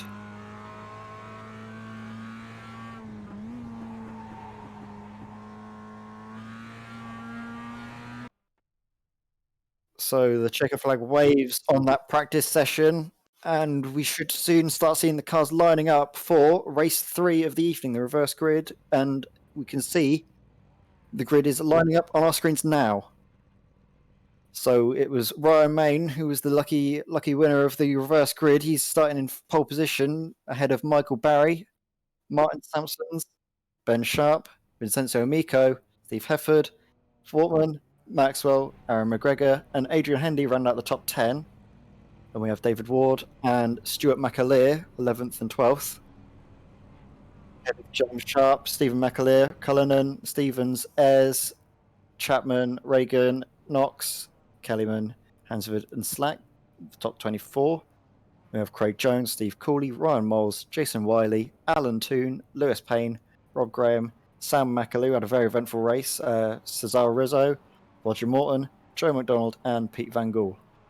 Thank you for deputising on my internet had a bit of an issue, but we're just back in time for the main Perfect event. timing. It is the race. Perfect timing indeed. As you say, Ryan Main is on pole position. The lights are going out and they're away, and it is a good start from Ryan Main, who pulls away up towards Paddock Hill for the first time. So Ryan Main for Year 1 Racing Academy in the lead. Mick Barry in second place, and Ben Sharp away trying to make a move. Ryan Main gets around, loses on cold tyres. Is joined by Andy Maxwell. So Ryan Main has the lead for all of one corner. But what could happen here is we have a second Year 1 Racing car that takes the lead very shortly, because Ben Sharp is putting a lot of pressure here on Mick Barry, as we now see Mick Barry defending into Graham Hill Bend, but Ben Sharp on a better run. They both go wide. Cold tyres really proving a problem for these drivers. Ben Sharp is tumbling down the timing screen. 3 wide going into Surtees for the first time. Hefford on the inside, and Miko in the middle. Collision there between Miko and Barry. I think they both just about kept going on, but Steve Hefford it is now who has the lead. Yeah, that was very, very... I thought you could just see that Ben Sharp just tried to force Mick Barry into a mistake, but then while he was focusing on the car ahead, missed his braking marker and made the mistake himself, which allowed Steve Hefford to come on through. We saw a little bit of contact as well between Mick Barry and Vincenzo Micco, as we see Steve Hefford really, really trying to throw his MX5 into these corners. The cold tyres are not having any of it, and you can just see he's running very, very wide. The rear of the car is incredibly loose, and that's allowing Aaron McGregor to fill the rear view mirrors of Steve Hefford. Looking at, as you see here, I'm few problems at the moment with my overlay. Back very shortly, but James Sharp, I can see at the moment, is having a good run at Martin Sampson. I don't know if I carry on just while I get my... Yeah, no worries. We can see that at the moment we're following Vincenzo Micco, who's having to defend a bit from Ben Sharp, getting a lot of pressure on him, and you should be expecting Vincenzo Micco to cover this inside line on the run into Paddock Hill Bend. You can see him keeping tight, and that's allowing Ben Sharp trying to get a run around the outside, seeing if he can get the slipstream from Aaron McGregor and Hefford up in front. You can see that he's forced Micco to think the tighter line has compromised him, and now Ben Sharp's going to be trying to get the cut back, see if he can get the inside for Druids, and he just does that. He's got his nose on the inside. Pilgrim's Rise now got the inside for Paddock Hill, and you can just see through Druids that Micco has not been trying to hold it that much. He's going to try and force Ben to take a defensive line through Graham Hill, but Ben Sharp knows, is wise to the fact that he's ahead and dry, and is going to be now trying to catch up to the front two of Hefford and McGregor. Not the first time today we've seen Ben Sharp carry on that move. As he now goes through Surtees, the next car in his intentions will be Aaron McGregor. Steve Hefford currently leads, and it's sort of been an ongoing thing throughout the season of when is Steve Hefford going to get his first win. We're 9 weeks into the championship now, and that elusive win is still not quite found the way of Steve Hefford. He's got another opportunity here to do it. Aaron McGregor goes wide. Ben Sharp will take second place. We've seen a couple of cars do that in this meeting. Vincenzo and Micco trying to buy in as well, and makes it stick, although it gets very sideways. So the two Ronin Simsport cars side by side as they go through Dingledale into Sheen Curve, but it's going to be Aaron McGregor who takes third place. Vincenzo and Micco will stay fourth. Our race 1 winner James Sharp is in fifth. But speaking of Sharps, Ben Sharp is now trying to catch up to Steve Hefford. McGregor's mistake has allowed Ben Sharp to put a little bit of a gap between the two of them, and Ben Sharp's attentions will now be all over Hefford. Yeah, Ben Sharp trying to get a good run through Clark Curve, but as, you can just see that Steve Hefford managed to get a much better run, and as a result, Ben Sharp's not going to be in any position to try and make the same move he made on Amico. He's going to have to follow the same line through, but Ben Sharp currently the fastest man on track, but that's quickly been beaten by Dave Chapman, who's been trying to make his way through the field, currently in 9th place, and you should be expecting, with pace like that, Dave Chapman to start to dispatch some of the cars in front. As you see now, Mick Barry is having to go around the outside, force the outside by Kip Stevens, and as a result that might allow Daniel Hunt to make the move, possibly run the outside through Graham Hill. It'll be very, very opportunistic manoeuvre if he does. He's going to go around trying to get the cut back, see if he can get a better run through.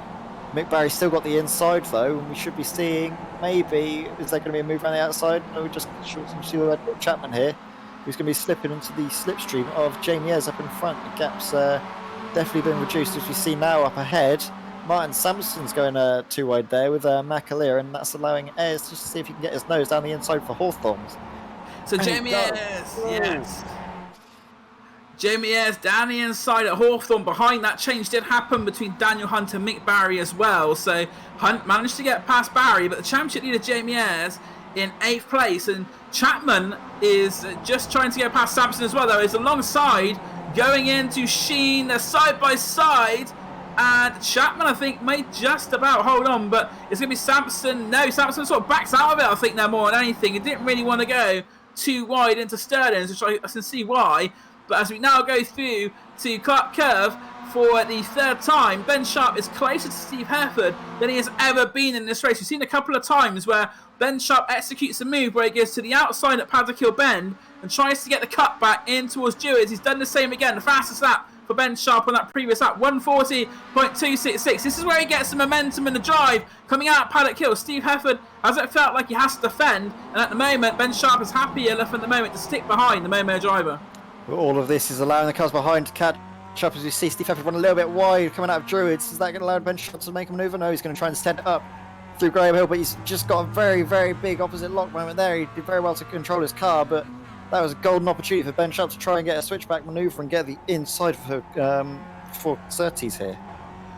So Ben Sharp goes through Surtees onto the GP loop, and he's got Steve Hereford ahead of him. McGregor, though, right behind him. In fact, side by side for second place, going down Pilgrim's Drop. So Ben Sharp's attention, I think, now will be more towards defending than attacking, because Aaron McGregor from Ronin Sport Academy round is outside. Sharp defends the first little bit. Will McGregor touch the grass? He does. Oh, contact! Oh dear! Into the contact between Sharp and McGregor there. Sharp into the barrier very hard there, into the railing, and that's not how you like to see battles end. But side by side behind McGregor as well. It's James Sharp and Vincenzo Amico. Maybe a little bit of door-to-door contact there. Pushes Amico onto the grass, and they're three wide because Stephen McAleer wants a bit of this as well. Jamie Ayres as well. Oh, move by Nico. Chapman as well. They probably would have gone 4 or 5 wide. They could contact there between Chapman and Sharp, but the contact wasn't significant enough, and this is where it could get really dicey going through Clark Curve. It's more contact there, and it looks like they're all still in one piece. So this is very close racing. We've got a group of 5 here. They're 3 abreast behind, but Jamie Ayres has come out of that quite nicely. He's up into 4th place. Looking to get 3rd. Oh, now there's a bit more contact there as well. And Dave Chapman has been the victim of that contact. He's been pushed into the gravel at Paddock Hill Bend. So Dave Chapman losing out places, but there's some battle-scarred cars in this pack, that's for sure now. Yeah, Mika had a very, very good move through Sterling, but just had his car in the wrong position for Clark Curve there. That allowed him just to drop back some positions. But you can see he's going on a charge, just going through Graham Hill, taking a lot of the curb there, and that sent him out into Daniel Hunt. James Sharp has just made a move, but you can see that Daniel Hunt has taken advantage and has slipped himself into this 6th place, this 5th place even. So this is going to be a big battle for 5th place. But you can see that James Sharp on board, he's got a lot of damage. He's having to take his wheel around about 45 degrees, having to steer it to the left to go in a straight line. So you're going to be expecting James Sharp to be pulling into the pits. That might have been given from that contact through Graham Hill and Nico getting on the curb, unsettling his car, and going into that rear left of James Sharp, maybe knocking the suspension out of whack. There's a little bit of contact as well, was it, on the exit of Surtees as well, where again Amico just drifted into James Sharp, but James Sharp is doing a fantastic job with the car in that condition to keep it on the track. And I think now James Sharp, you can see that there's definitely suspension damage. It looks, as you say, Ed, to be on that rear. Yes, it does. So I think the damage that we're looking for is that one on the rear. So James Sharp, will he come into the pits this lap, or will he try and carry on? If he gets the meatball flag, which I'm sure he's getting shown, no, he's carrying on. But I don't think he'll be able to carry on the whole race with the meatball flag. He has 3 laps to serve that meatball. So what that meatball flag means is your car is in an unsafe condition to drive. You need to bring it into the pits and get it repaired. There are no fast repairs in the BSR MX5 Pro Series. So James Sharp knows if he brings that car in, he is probably going to be out of the race and lose more time. What he could, in fact, be doing is James Sharp could try and run until lap 8 and then bring it in, and it will only be 1 lap down and eligible for the reverse grid. So this could be a tactical decision from James Sharp to try and go as long as possible. Yeah, obviously we know the impact these reverse grid result can have, but at the moment you can see that McAleer is caught up to this top 3, and he's put in the fastest lap of the race out of anyone, a 1:39.8, which is a very, very quick time. He gained just under a second on these top 2 guys, so we should be expecting a battle here. But we can see now that on board with Stuart McAleer, currently chasing down Michael Wortman and this battling pack, which currently features Stephen, Sampson, Sharp, Barry and Wortman. So we're going to be expecting this to start hotting up in these coming laps when the draft really makes its presence known. James Sharp is actually sort of getting himself in this AM battle because Martin Sampson is currently leading the AM category. Mick Barry second, and Michael Waltman is in third place in the AM category. So these drivers are all sort of fighting around, as we see now, around the outside. Stuart McAleer got a much better run there than Michael Waltman. Mick Barry also maybe a little bit slower there, going out than he should have been. There's a little bit of contact there as well, going through Clark Curve, but Stuart McAleer takes the position. Yeah, very, very good. I was worried that we're going to be seeing a repeat of other manoeuvres, just cars drifting out into each other, tapping the rear and sending each other around. But there's McAleer is going to go from the outside to the inside, see if he can make a manoeuvre on Mick Barry. And that's, I think, Mick Barry felt pressured there from the McAleer driver there. Just managed to come through and come back on the track without collecting anyone, which is good to see. That's dropped Mick Barry quite a lot now, down to behind Adrian Hendry, the Year 1 racing driver.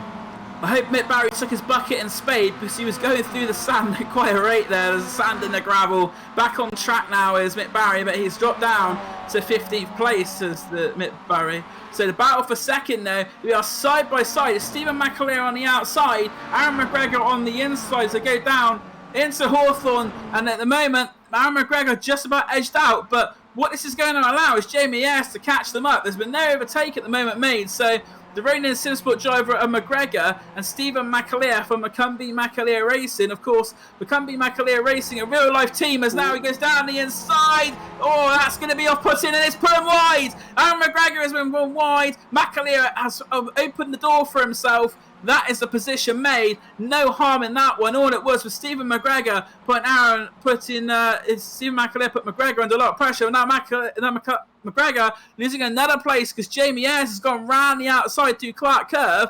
And it looks like he may have a slightly better run than McGregor. So Jamie Ayres finished second in race 2, now up to third. But that, as I was saying before, that what happened there at Sheen Curve was just a case of McAleer sticking his car up the inside, and he forced McGregor into the mistake, running wide and onto the grass, and that's all he needed to open that door and get the position.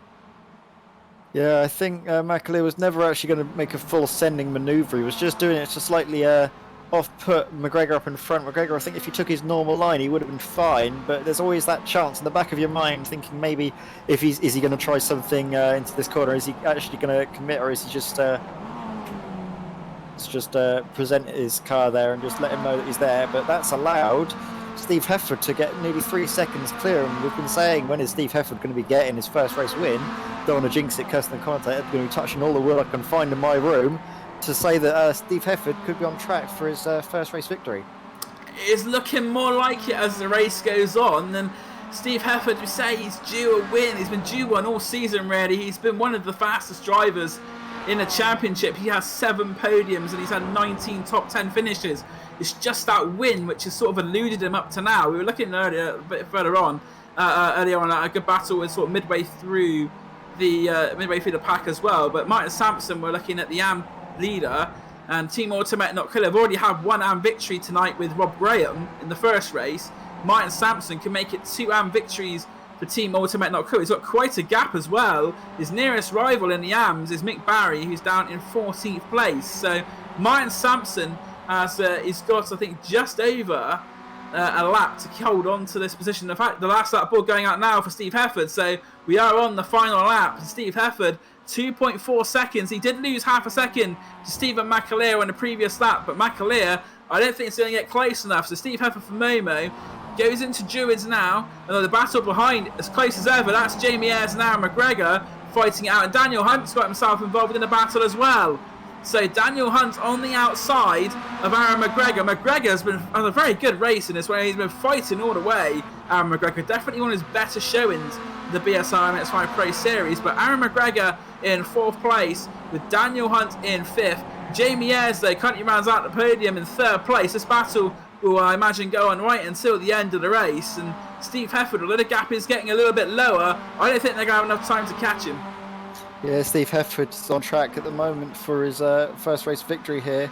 But now we're following Kip Stevens, who's going to be getting slipstream with Miko, going to be seeing if he can get around the outside of Hawthorns or maybe force Miko into a compromise line. No, Kip Stevens is going to be trying to hold it around the outside.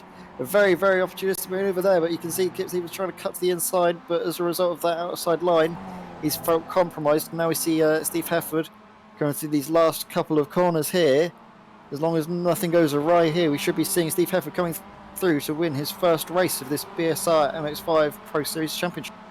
It's been a long time coming for Steve Hefford. He's going down through clearways and Clark Kerr for the final time. Round 35 of the championship. It's been a long time coming for him. It's going to be Steve Hefford to cross the line first. He celebrates, waving from side to side. Hefford wins. Stephen McAleer is in second place. Jamie Ayres rounds out the podium in third. So Momo, some more good results for the team championship. Aaron McGregor finishes fourth. Vincenzo Amico is dropping down the timing screens. What's happened to him? Kip Stevens on a lot of damage as well. McGregor takes fourth. Hunter's fifth. And win was Martin Sampson's sixth overall. So, it's contact between Stevens and Amico on the run to the line. That's a big contact and a heavy collision into the wall for both.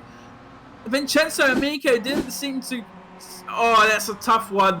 There's contact between the two of them, and they've both gone, as you say, very hard into the barrier there on the far side, into the tyres. Vincenzo Amico not able to carry on from that one. Kip Stevens, though, was able to cross the line. The team automatic not kill driver. Oh, I wouldn't want to be the steward on this one. Yeah, I'd say that I'd probably mark that one down to possibly a racing incident. I don't think either of these two drivers knew where the other one was going. I think you could see that Amico was there and then tried to go around to the outside. But I think the cars here just get caught onto each other. That's my racing incident there. The cars get latched together. From what I saw there, it looked like Amico jinked over to the left very late and very decisively there. They were sort of fighting each other. There's a little bit of contact to start with. But I think Amico saw that Kip Stevens, as you see there, the turn of the wheel to the left. Yeah, Vincenzo Amico is steering hard to the left there. That's interesting. I think there's been like some slight contact going ahead as well. If we look on board maybe with Kip Stevens, you might be able to see that there's some light contact here that unsettles. You can see this car's already unsettled Amico, which sends him out onto the grass, and there might be some like 0x instance there. It's the second bit here. If you look on the onboard though, it looks like his car's just sort of a bit loose. I don't know what's going on there exactly, but it looks like his car's been sort of shaken out a little bit, and he's having to counter steer to counteract any looseness at the rear. You do get that sometimes if there's a bump draft, your rear gets loose and you have to sort of steer out of the corners, but we've got the results on the screens now. Yeah, we'll leave that one for the stewards then, I think, because I think we're sort of in it. We have different opinions on that one, so it'd be interesting to see what they think. Oh yeah, you wouldn't want to be them, but yeah, run us through the results. I know the job too well. Steve Hefford it is who takes the victory for Momo. His first of the season at the 35th attempt. Stephen McAleer, second place for Maccumbia McAleer Racing. Another great drive from him. Jamie Ayres is third for Momo. Aaron McGregor takes fourth with Daniel Hunt in fifth. Martin Sampson, a good result there, sixth overall. He is our leading AM driver and takes the AM win. Stuart McAleer is seventh place with James Sharp in eighth. Chris Knox ninth and running out of top 10. Adrian Hendy. Ralph Cullinan has finished 11th, Kip Stevens 12th, and then our AM podium rounded up by Mick Barry and Craig Jones finished 13th and 14th respectively. Peter Van Gould, after two retirements, gets 15th place in race 3. Steve Cooley is 16th. David Ward takes 17th place with Michael Vortman 18th. 19th is Ryan Moles and 20th Lewis Payne. This is a long list of AMs. 21st is Phil Reagan. 22nd is Ryan Main with Jason Wiley 23rd. Graham Stack is in 24th with Roger Morton 25th. Rob Graham 26th. Alan Toon finishes in 27th place. Charles Kellyman 28th and Andy Maxwell 29th. Drivers who are eligible for the reverse grid, Vincenzo Amico and Sam McAleer. So Vincenzo Amico having that incident at the end of the race may actually come back to bring him some joy if number 30 comes from reverse grid wheel. And we've seen that one come out quite regularly in the past. Drivers who won't be eligible, of course, and have retired with Dave Chapman, Ben Sharp, Steve Hansford, Joe McDonald, and Cesare Rizzo. For the final time tonight, Graham will get out his spinny Wheel of Fortune.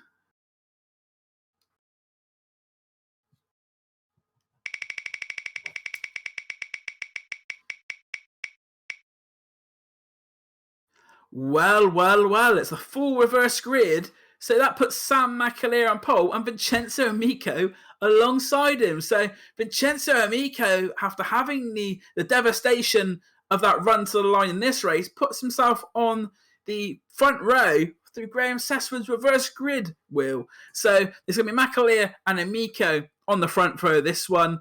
And what we'll do now is we'll go to a commercial break here on Euro Racing TV in partnership with Alpha Live. And we'll get back for the fourth and final race of the evening. It's always a belter, and I think this is going to be no different. So watch the commercial break and then join us for race 4, round 36 of the championship very shortly.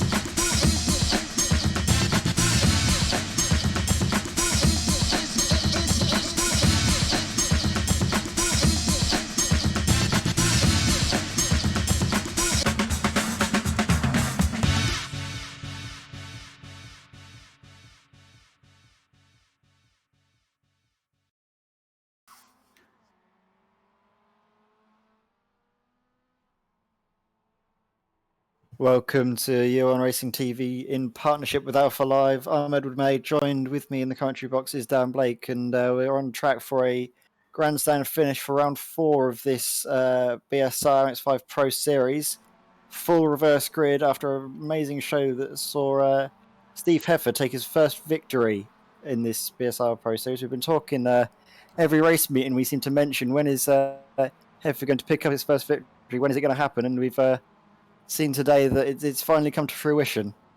And I think that would be a massive weight off of Steve's shoulders. A veteran in the MX5 is Steve Hefford, as I've said before. I've raced with him in this car for many years, even in this championship and other MX5 championships. And he just never seemed to have that little bit of luck, or he was making a silly little mistake which would deny him the victory. But this time he gets it through. So very well done to Steve Hefford taking the victory in that one. And as I say, once he's got this victory, I think the weight be lifted off his shoulders a little bit. I think it probably, no, I don't know Steve that well, but I think it probably would have sort of been a bit playing on his mind that he's had all these chances to win a race and hasn't been able to do so. So I think it would have been a relief. And he starts this one right down the field, no pressure.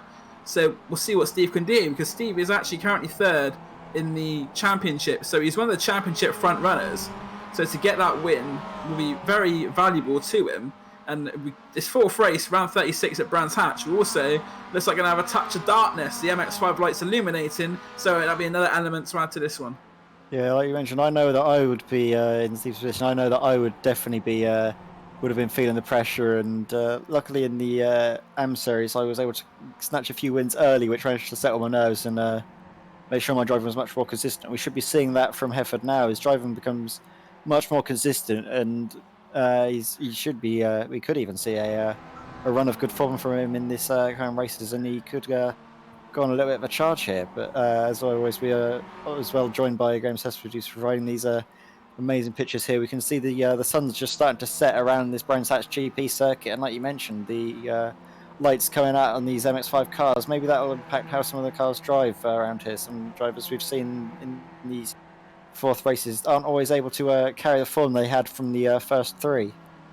And that'd be the interesting dynamic to look at. And just another thing on Steve Hefford, he now becomes the 13th different race winner that we've had in 35 races in the BSR MX5 Pro Series. So even though Daniel Hunt and Jamie Ayres are taking quite a lot of wins, they've taken 8 and 6 respectively, there's been 13 different winners in the championship. So it's one of these championships where they're saying anyone can win a race is pretty much valid, because we've already had 13 winners. We see that Hefford having a bit of an instant there going through Graham Hill. Hopefully we'll be doing that in the race. But as we say, there's been so many winners, 13 already.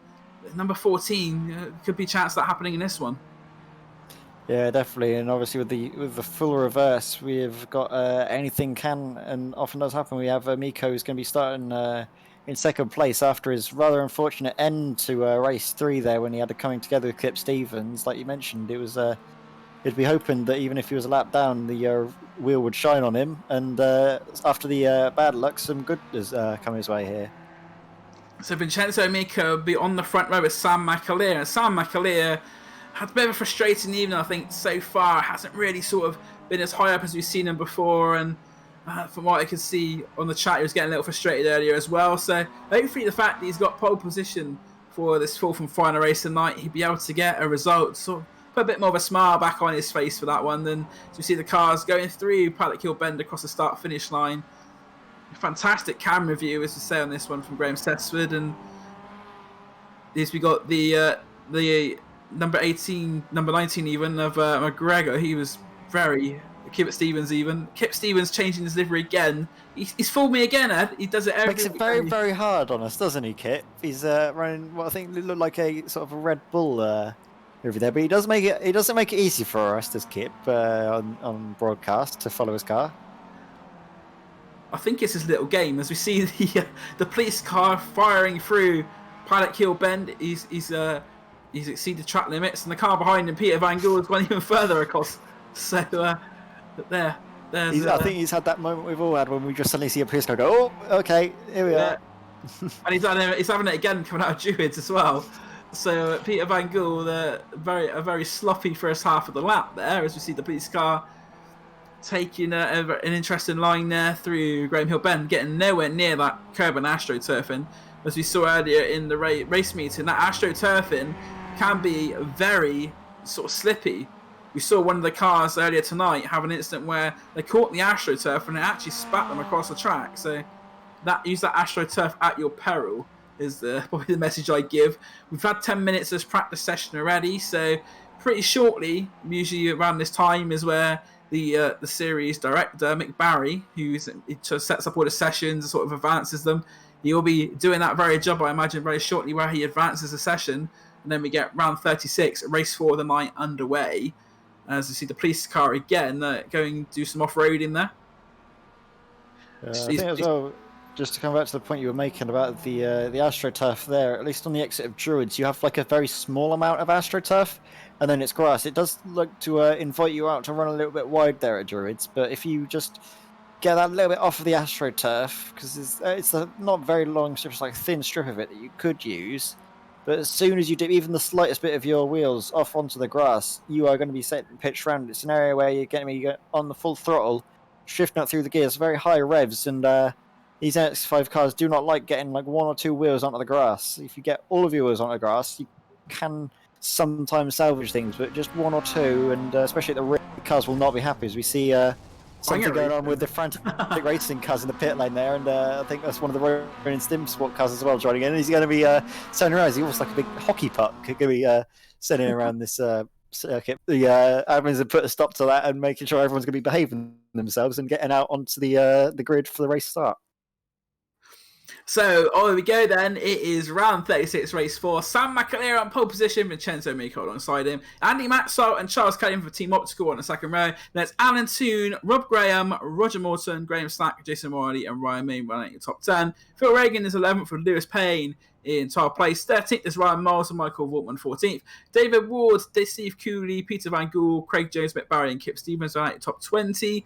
Then it's Ralph Cullinan, Adrian Hendy, Chris Knox, and James Sharp in 24th place. 25th is Stuart McAleer, Sampson 26th, Hunt 27th, McGregor is 28th, with Ayres and Stephen McAleer running at top 30, Heifer 31st, Chapman 32nd, Ben Sharp 33rd, and that is the rest of them. And the lights will be going very shortly here at Brands Hatch. There they go, that's 4, 5, and for the final time tonight, we're racing, and it is a good start from Sam McAleer and Vincenzo Amico off the front row, and it's them who are going to lead the pack into Paddock Hill Bend for the first time. McAleer about 6 times clear, contact in the background, although no one seems to have gone round as of yet, but this cold tyre situation we had in the last race could rear its ugly head again, especially as we got less temperature. It looked like there was a car going loose on the entrance of Druids, and there is a bit more contact, but on the large part, it looks like everyone is behaving rather sensibly. David Ward there looking to make some positions. A frantic racing car there on the grass, coming back on the track. He's hopefully going to stay to the inside. Yes, he does. So Ryan Moles doing a good job there it's Jason Wiley. In fact, there's contact between Wiley and one of the other cars, and that has led to a bit of a pile-up in Surtees.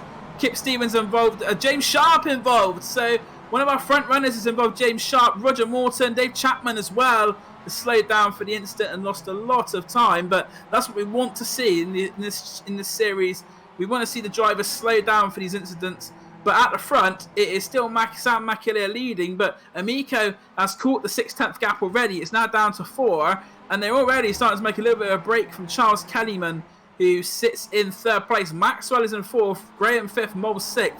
Those 4 drivers are AMs and fighting for the AM win, but at the front, Vincenzo Amico is going to go down through Clearways and Clark Cove. He's on the inside. McAleer's not really made it too hard for Amico, and he takes the lead for Ronin Sim Sport Academy.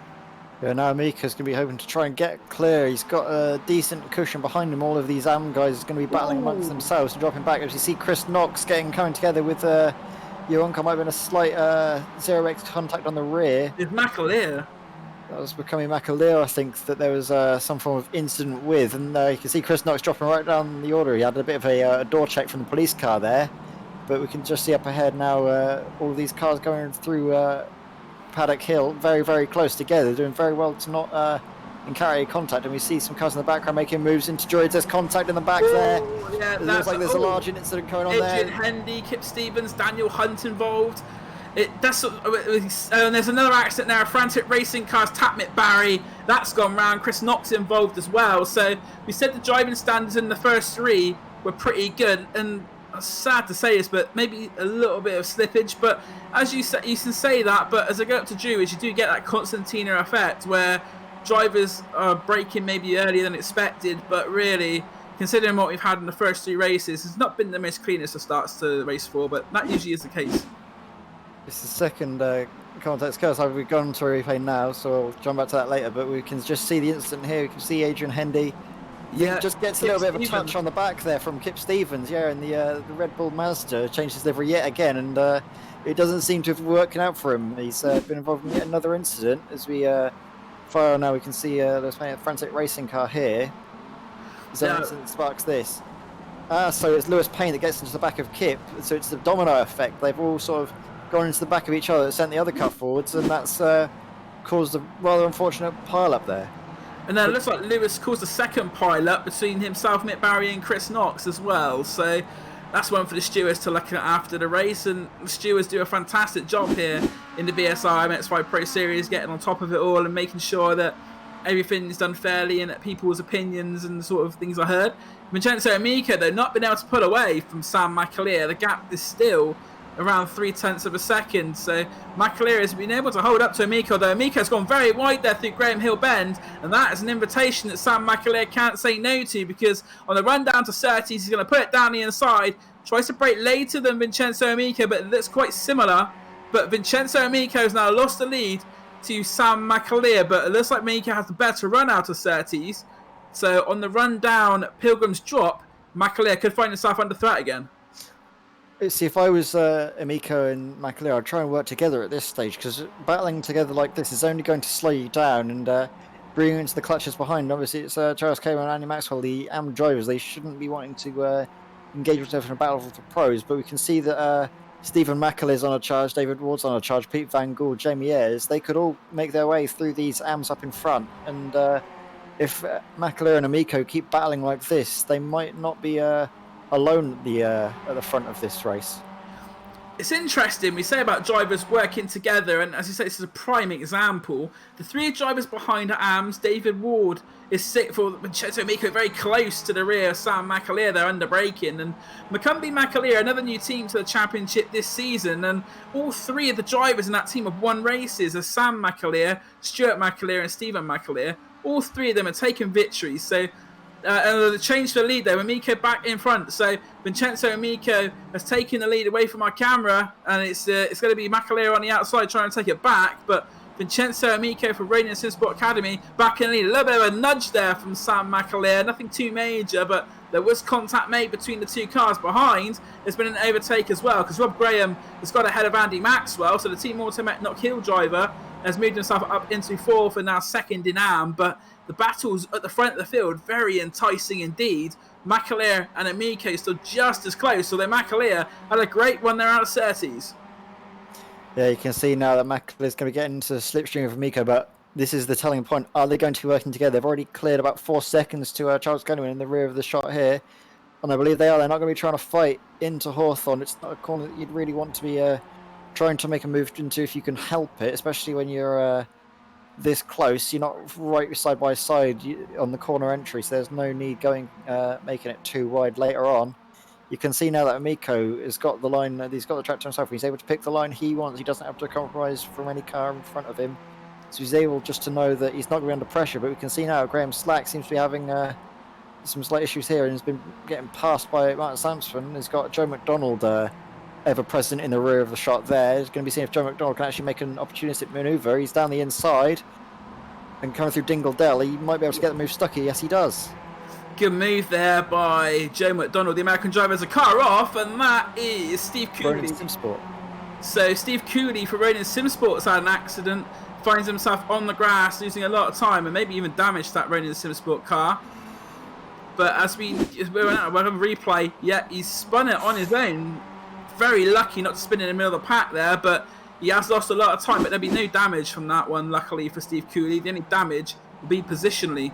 As we see, the fastest lap of the race was done by Peter Van Gool in 9th place at 1:40 0.187. David Ward was mentioned as someone who was on a charge. He's now caught up to this AM battle ahead of him for the final step on the podium, which Rob Graham is now actually in the lead of. So Rob Graham has got past both the obstacle cars. David Ward nearly making it 3 wide, going into 30s. He's gone down the inside of Kellyman, and David Ward up into 5th place. So David Ward on the charge has gone past Kellyman. Next target for him is Andy Maxwell. But Rob Graham has done extremely well to get past both the obstacle cars and now leads the AM class. Yeah, Andy Maxwell is currently trying to lead the way here, but you can just see that David Ward in this optical sandwich here is going to be trying to get a move on as soon as possible. He knows that if he can get through it quickly, he has a chance of catching the top 2 of Vincenzo Amico and Sam McAleer. However, at this stage in the race, lap 5 of 9, he's going to have to really make his move stick right away. And it was a very, very, very good move there. Probably move of the evening from David Ward there. We've seen a few drivers attempt it, but David Ward, with the precision and expertise, we'll have another look at that one, and just on the cue, Graham brings it up on the camera. There we saw David Ward made the move nice and early, stuck to his guns, down the inside. They both gave each other room. I think Andy Maxwell really could only marvel at the fact that David Ward had tried such a move and done it. So David Ward up into 4th place. I say that. Now, Maxwell trying to challenge down the inside into Paddock Hill Bend. It's forced David Ward wide. They're going to go side by side. Andy Maxwell now has the inside line on the run up to Druids. They go under the Carly Bridge for the 6th time. Ward is stuck out on the outside line. So Maxwell will take the place back. And this is great racing between Andy Maxwell and David Ward. Yeah, definitely. After seeing the praises of David Ward for his move, Andy Maxwell pulls off one that's just as good. Managed to get the move stuck down the inside through Paddock Hill and held his line through Druids and got it fully sent from him, which is a very, very good driver from the AM driver. Managing to take the fight to the pro classified driver of David Ward. But we can see now David Ward's not going to be liking this. He's not going to want to hang about. He wants this podium place. He's seen it slip away as Rob Graham's shot up the road for a margin of 2 seconds. David Ward's going to be, I guess, realising at this point that 1st or 2nd is not going to be on for him, but he could easily get a podium if he can make the move stick. But you can see defensive driving going on from Andy Maxwell, very, very fair, keeping his intentions clean, fair. But is David Ward going to be trying the same again? No, you can see Maxwell's wise to it and is covering off the inside. So David Ward's lost his party piece there, and he's going to be seeing if there's any way he can go, he can come back. Going through Sterling's though, Andy Maxwell very compromised. David Ward has the better run as they go down towards Clearways and Clark Curve. Also Stephen McAleer, I see catching his pack quite quickly as well. But Andy Maxwell late on the brakes, but David Ward's going to cut back as they go through Clark Curve. And David Ward side by Maxwell. They've been side by side for half a lap. They're still going at it, and David Ward is going to take the position. And it was like this time at Paddock Hill Bend. Signed and sealed and delivered. Maxwell tries to fight it on the outside, but Ward takes 4th place. Yeah, my favourite thing to say, signed, sealed, delivered manoeuvre, and that was definitely one of them. Very, very well done there from David Ward to get ahead. And now he's going to set his sights on Rob Graham, but we can see Adrian Hendy damage on the rear of his car there, taking the fight to Jamie Ayres here. Jamie Ayres has been in the wars a little bit as well. His MX5 is looking a little bit battered at the rear in addition, but this is very good to see Adrian Henry mixing it with Jamie Ayres, current championship leader. Jamie Ayres has finished, I think it's only 4 or 5 races where he hasn't finished in the top 10. So Jamie Ayres struggling down in 17th place. Make that 18th, because Hendy will in fact not quite make the move stick there. But the damage on Adrian Hendy's car, of course, from when he got the contact with Kip Stevens going into Druids earlier in the race. But that battle we were looking at involving Ward, Maxwell, Kellyman, it now has Van Gool and McAleer added to it at the Stephen priority. So Stephen McAleer is into 6th place with Peter Van Gool just behind Kellyman. I say that is side by side is Van Gool with Kellyman. The Momo driver and the optical driver, Van Gool makes it stick. With a bit of contact there. Van Gool pushed wide, but he's going to try and stick on the inside line for Sterling's. Kellyman round the outside, and this is going to allow Ryan Moles an opportunity as well. If they keep fighting each other over this race, it's been fantastic. We've got 2 laps left to go, so the racing action so fierce and frenetic, without even really thinking about it, we've got 2 laps to go. But Kellyman, who is currently 3rd in the AM class, that would be probably his main priority, is just to try and keep these AM positions. As Stephen McAleer looks to try and follow, he's seen what Ward's done to Andy Maxwell, and he's going to get the cutback going through into Druids, it looks like, on the inside. Stephen McAleer goes past Andy Maxwell into the top 5. And as we have a look, McAleer has made 25 places from the start. So Stephen McAleer, a man on a mission, and I think you were going to say something there as well, Ed. Yeah, I was just about to join in and say that Stephen McAleer's made up 25 positions, and further down the order, Ben Sharp, who started basically stone dead last after finishing 6 laps down in the previous race, has managed to make up 22 positions. You can see now he's kept his car very, very clean, which has been the reason for it. All the other cars have been involved in very hefty incidents, and that's another position gained because Charles Kellyman has had an off. Can't see quite what happened, but Charles Kellyman dropping down the order. So Charles Kellyman, he was running and sort of around that top 5 area for the majority of this race. We have a replay. It was fighting with Peter Van Gool, and it looks like he's gone into the wall. Couldn't quite see from that camera angle. There was contact at the rear. So if he had an assist, yeah, looks like there may have been an assist there, but Charles Kellyman hard into the barrier. We'll have another look at it again. Yeah, contact with Van Gool. So Charles Kellyman is the victim of that one into the barrier. And all the cars fly past him. But Charles Kellyman is 21st. He's still going to keep running. And that's the thing about the BSR MX5 Pro Series. As the last lap board out now for our race leader Vincenzo Amico, that if you do get the damage and can carry on and get some points, it's much more valuable than taking a tow or not finishing the race. But as I say, the final race lap of the night here at Brands Hatch, Vincenzo Amico leads, and he's not been able to pull away from Sam McAleer in second place. These two have been relatively close the whole race. I don't think there's been ever more than about a second separating them. Yeah, and that just shows the strength of the draft around this circuit. You can see that Vincenzo Amico is able to pull away through a lot of these corners, but the straights are just keeping it with him, which means that Vincenzo Amico is not having an easy time of it. And you can see that gap just shrinking down this long straight through Pilgrim's Drop now. Just the gap starting to decrease, trying to get a draft off of one of the backmarker cars. That might be Roger Morton, who we saw was involved in a lap 1 incident. But now we have Vincenzo Amico, who's basically managed to make the move sticker, I think, around lap 2 and has not looked back since. Yeah, Vincenzo Amico has already won 3 races in the BSR MX5 Pro Series, so if he can take this victory, it'll be a 4th one. There's still still a couple of corners to go, though. We're not going to call it early and give him the curse of the commentator. He goes through Sterling's, though, for the final time. That is a fantastic run through for a fantastic run through Sterling's. McAleer is going to catch a little bit of the slipstream, but it's not going to be enough. He's just got clear away his Clark curve to go through. Vincenzo Amico does it, so he's not going to run on the grass. So the final race of the evening, round 36 of the season, it's Reynolds Team Sport Academy's Vincenzo Amico taking victory from Sam McAleer. We saw Amico had the problem in the last race on the run to the line. No such problem this time. Takes victory. Our winner, his second of the night, goes to Rob Graham, who takes 3rd overall. So an overall podium and win for Graham. Stephen McAleer's 4th. David Ward 5th. Andy Maxwell had a good strong run. He was fighting with the pros. He takes 2nd in the AM, 6th overall. Peter Van Gool 7th. Stuart McAleer 8th. And it's another AM podium for Frantic Racing. Ryan Moles in 9th place. Running out the top 10 was Ben Sharp. Daniel Hunt is 11th place. Aaron McGregor 12th. Phil Reagan 13th, just missing out on the AM podium. With Martin Sampson 14th. Joe McDonald is in 15th. Adrian Hendy 16th. Jeremy Ayres 17th. Michael Vortman 18th. Ralph Cullinan and Steve Hefford round out the top 20, with Hefford finishing 19th and Cullinan 20th.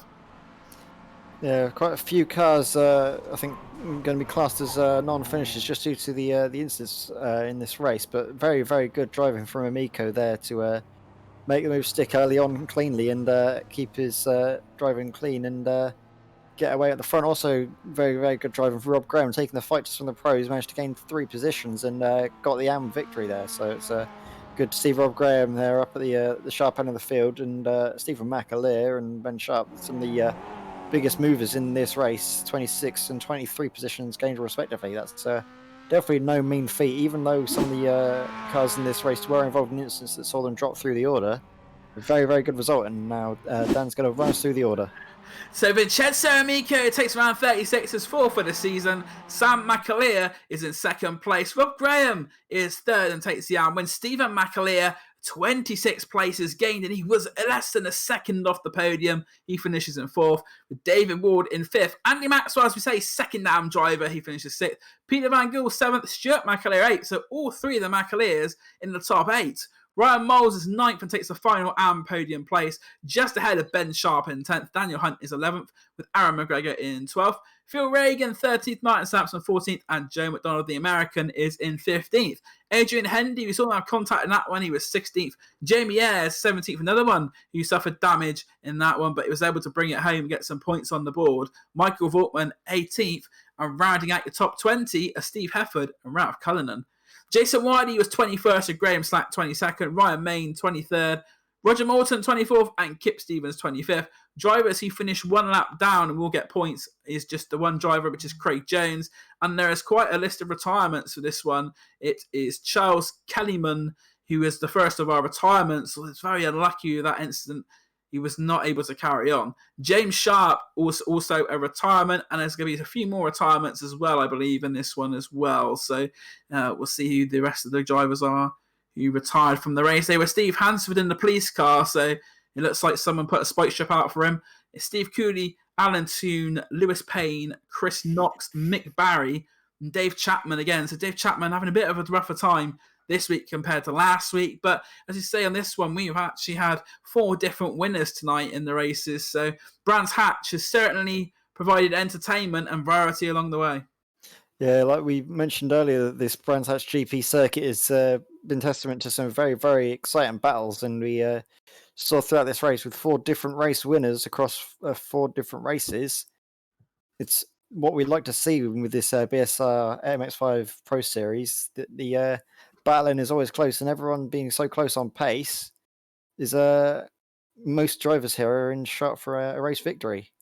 Rob Graham's had a good night in the AMs as well. He's taken 2 AM wins, and with the end of the season, and you get your showdown credits if you finish in the podium. And what those showdown credits allow is it gives you sort of a head start on your points going into the showdown. If you haven't watched the BSR MX5 Pro Series, what you have is you have the regular season, and then the points get reset. But every time you get a podium, you get showdown credits. It's 3 credits for a win, 2 for second, and 1 for third. So if you get your wins your podiums in the class and you get your showdown credits, you get more points when you go into the main showdown where the prizes are won. So even though it's a long season, getting these podium places in Pro and Am could be crucial to give you that little head start when it all matters at the end of the season. Yeah, definitely. I've noticed in the Discord, I don't know if we have time, but Alan Toon has been popping in and out for an interview. I don't know if we can grab him before we have to go, because he's been in the front row seat for a lot of action, I believe, and has been involved in some action himself. So it'd be good to see if we can get him in. And I believe we are being joined by himself, Mr. Toon. Alan Toon, welcome to the Year One Racing TV commentary box. How was your evening? Oh, Dan, I had a great time. Thank you very much. It was wonderful. I finished 3 races, nearly finished 4. Not quite, but hey, that was lovely. It was. What do you think? What do you think of the Brands Hatch circuit, Alan? It's one of the most historic tracks in the UK. You say you had a good run, despite having your penalties at the start of the night. You put in 3 good results. Well, I really like the track, I've got to say. I've been around it quite a lot of times, but it's not an easy place. It's not an easy place to be quick. But no, I really love it. I've got to say, it's the heart of British motorsport. And yeah, it suits me well. Oh, excellent. It's great to see you in the championship, Alan, and enjoying yourself, even though not maybe at the front and racing. It just shows, though, that you can have a level of ability. You see yourself in the AMs. You're rounding out the results, and by finishing the races, you're doing well in the AM championship. You're in the top 10 of that. Yes, yeah. Nobody's more surprised than me, though. And the thing about it is, it's a great league. It's a great bunch of lads. It's great to race with them. It's a really fine little community, and I'm really proud to be a part of it, to be honest. And I look forward to every race. Excellent. Here, I'm going to pass you over to my commentary partner, Ed May. Ed, have you got any questions for Alan? Yeah, obviously you mentioned about how you've been enjoying sort of the community aspect, and I remember when you first joined. Obviously, I'm not going to talk about good pace. But you've definitely come on leaps and bounds since joining the BSR community. And how have you found BSR, and how has it helped you to sort of get that Oh, extra pace? crikey. Okay, so big thanks to Kip Stevens, of course, because he invited me, and I knew nothing about leagues, and when I came, of course, when I first started, I'm not very good now, but I was really appalling then, terrible. And but people have put so much effort into some time. Peter Van Gogh, Steve Hefford, they've all spent hours driving around with me, trying to help me. It's a very supportive place. If you want to learn and you're keen, this is a great place to be. It's a And, brilliant advert for the BSR community and this BSR Pro Series. Obviously, you've seen you about on Monday nights as well, putting in the practice, and it's definitely showing. So I think a lot I of love anyone it. else who's watching should know that the Monday series is always a fun one. It's free to enter, and it's definitely Uh, a lot of action that goes on it's and it's a helps very you out for all the warm place. races. And honestly, it's a warm place to be. People will go out of their way to help you. There's some really fine drivers in there, and I love every minute. Next week, Alan, the series goes to another iconic track in Monza. You looking forward to going to Monza next week? I love Monza. Oh, T1, yeah, it's going to be great, isn't it? It always is, isn't it? Before we let you go, Alan, you're giving a few thank yous. Is there any more thank yous you'd like to give on the broadcast? Well, okay, so obviously my team result, they're immense. I don't know, I can't really thank them enough. They've been an immense help to me. So supportive. They give me the confidence to try hard, and it's a warm place where I belong. And I'd like to thank you guys. You do a great job on the commentaries, and I look forward to watching the replays. Excellent. Thank you, Thank Alan. you very much, Alan, and good luck for Monza next week. Thank you very much indeed, guys. You keep up this great work because you're doing a fine job. Good night. Good night, Alan. Thank you very much. Oh, Alan, I'm blushing. So that's Alan Toon, as you say, the gentleman himself, and proving that adage very well there. And as you say, we're going to Monza next weekend. What do you think about the prospect of 40 MX5s rumbling around Monza next week?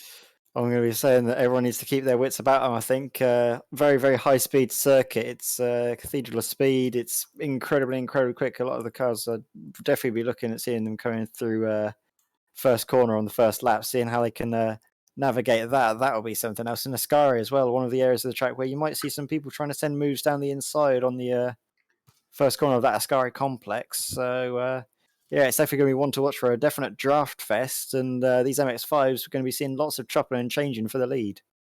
Don't just take mine and Ed's word for it. What we'll do is next week it will be rounds 37, 38, 39 and 40 for Monza. And if you catch us here 8 o'clock next Tuesday night, Year One Racing TV in partnership with Alpha Live, you won't miss a second of the action. And we look forward to joining you next week. Thank you for watching. My name's Dan Blake. We've had Edward May on the commentary and Graham Sess for providing the fantastic pictures. We hope that you all stay safe, and we'll see you next Tuesday night for the next round of the BSR MX5 Pro Series.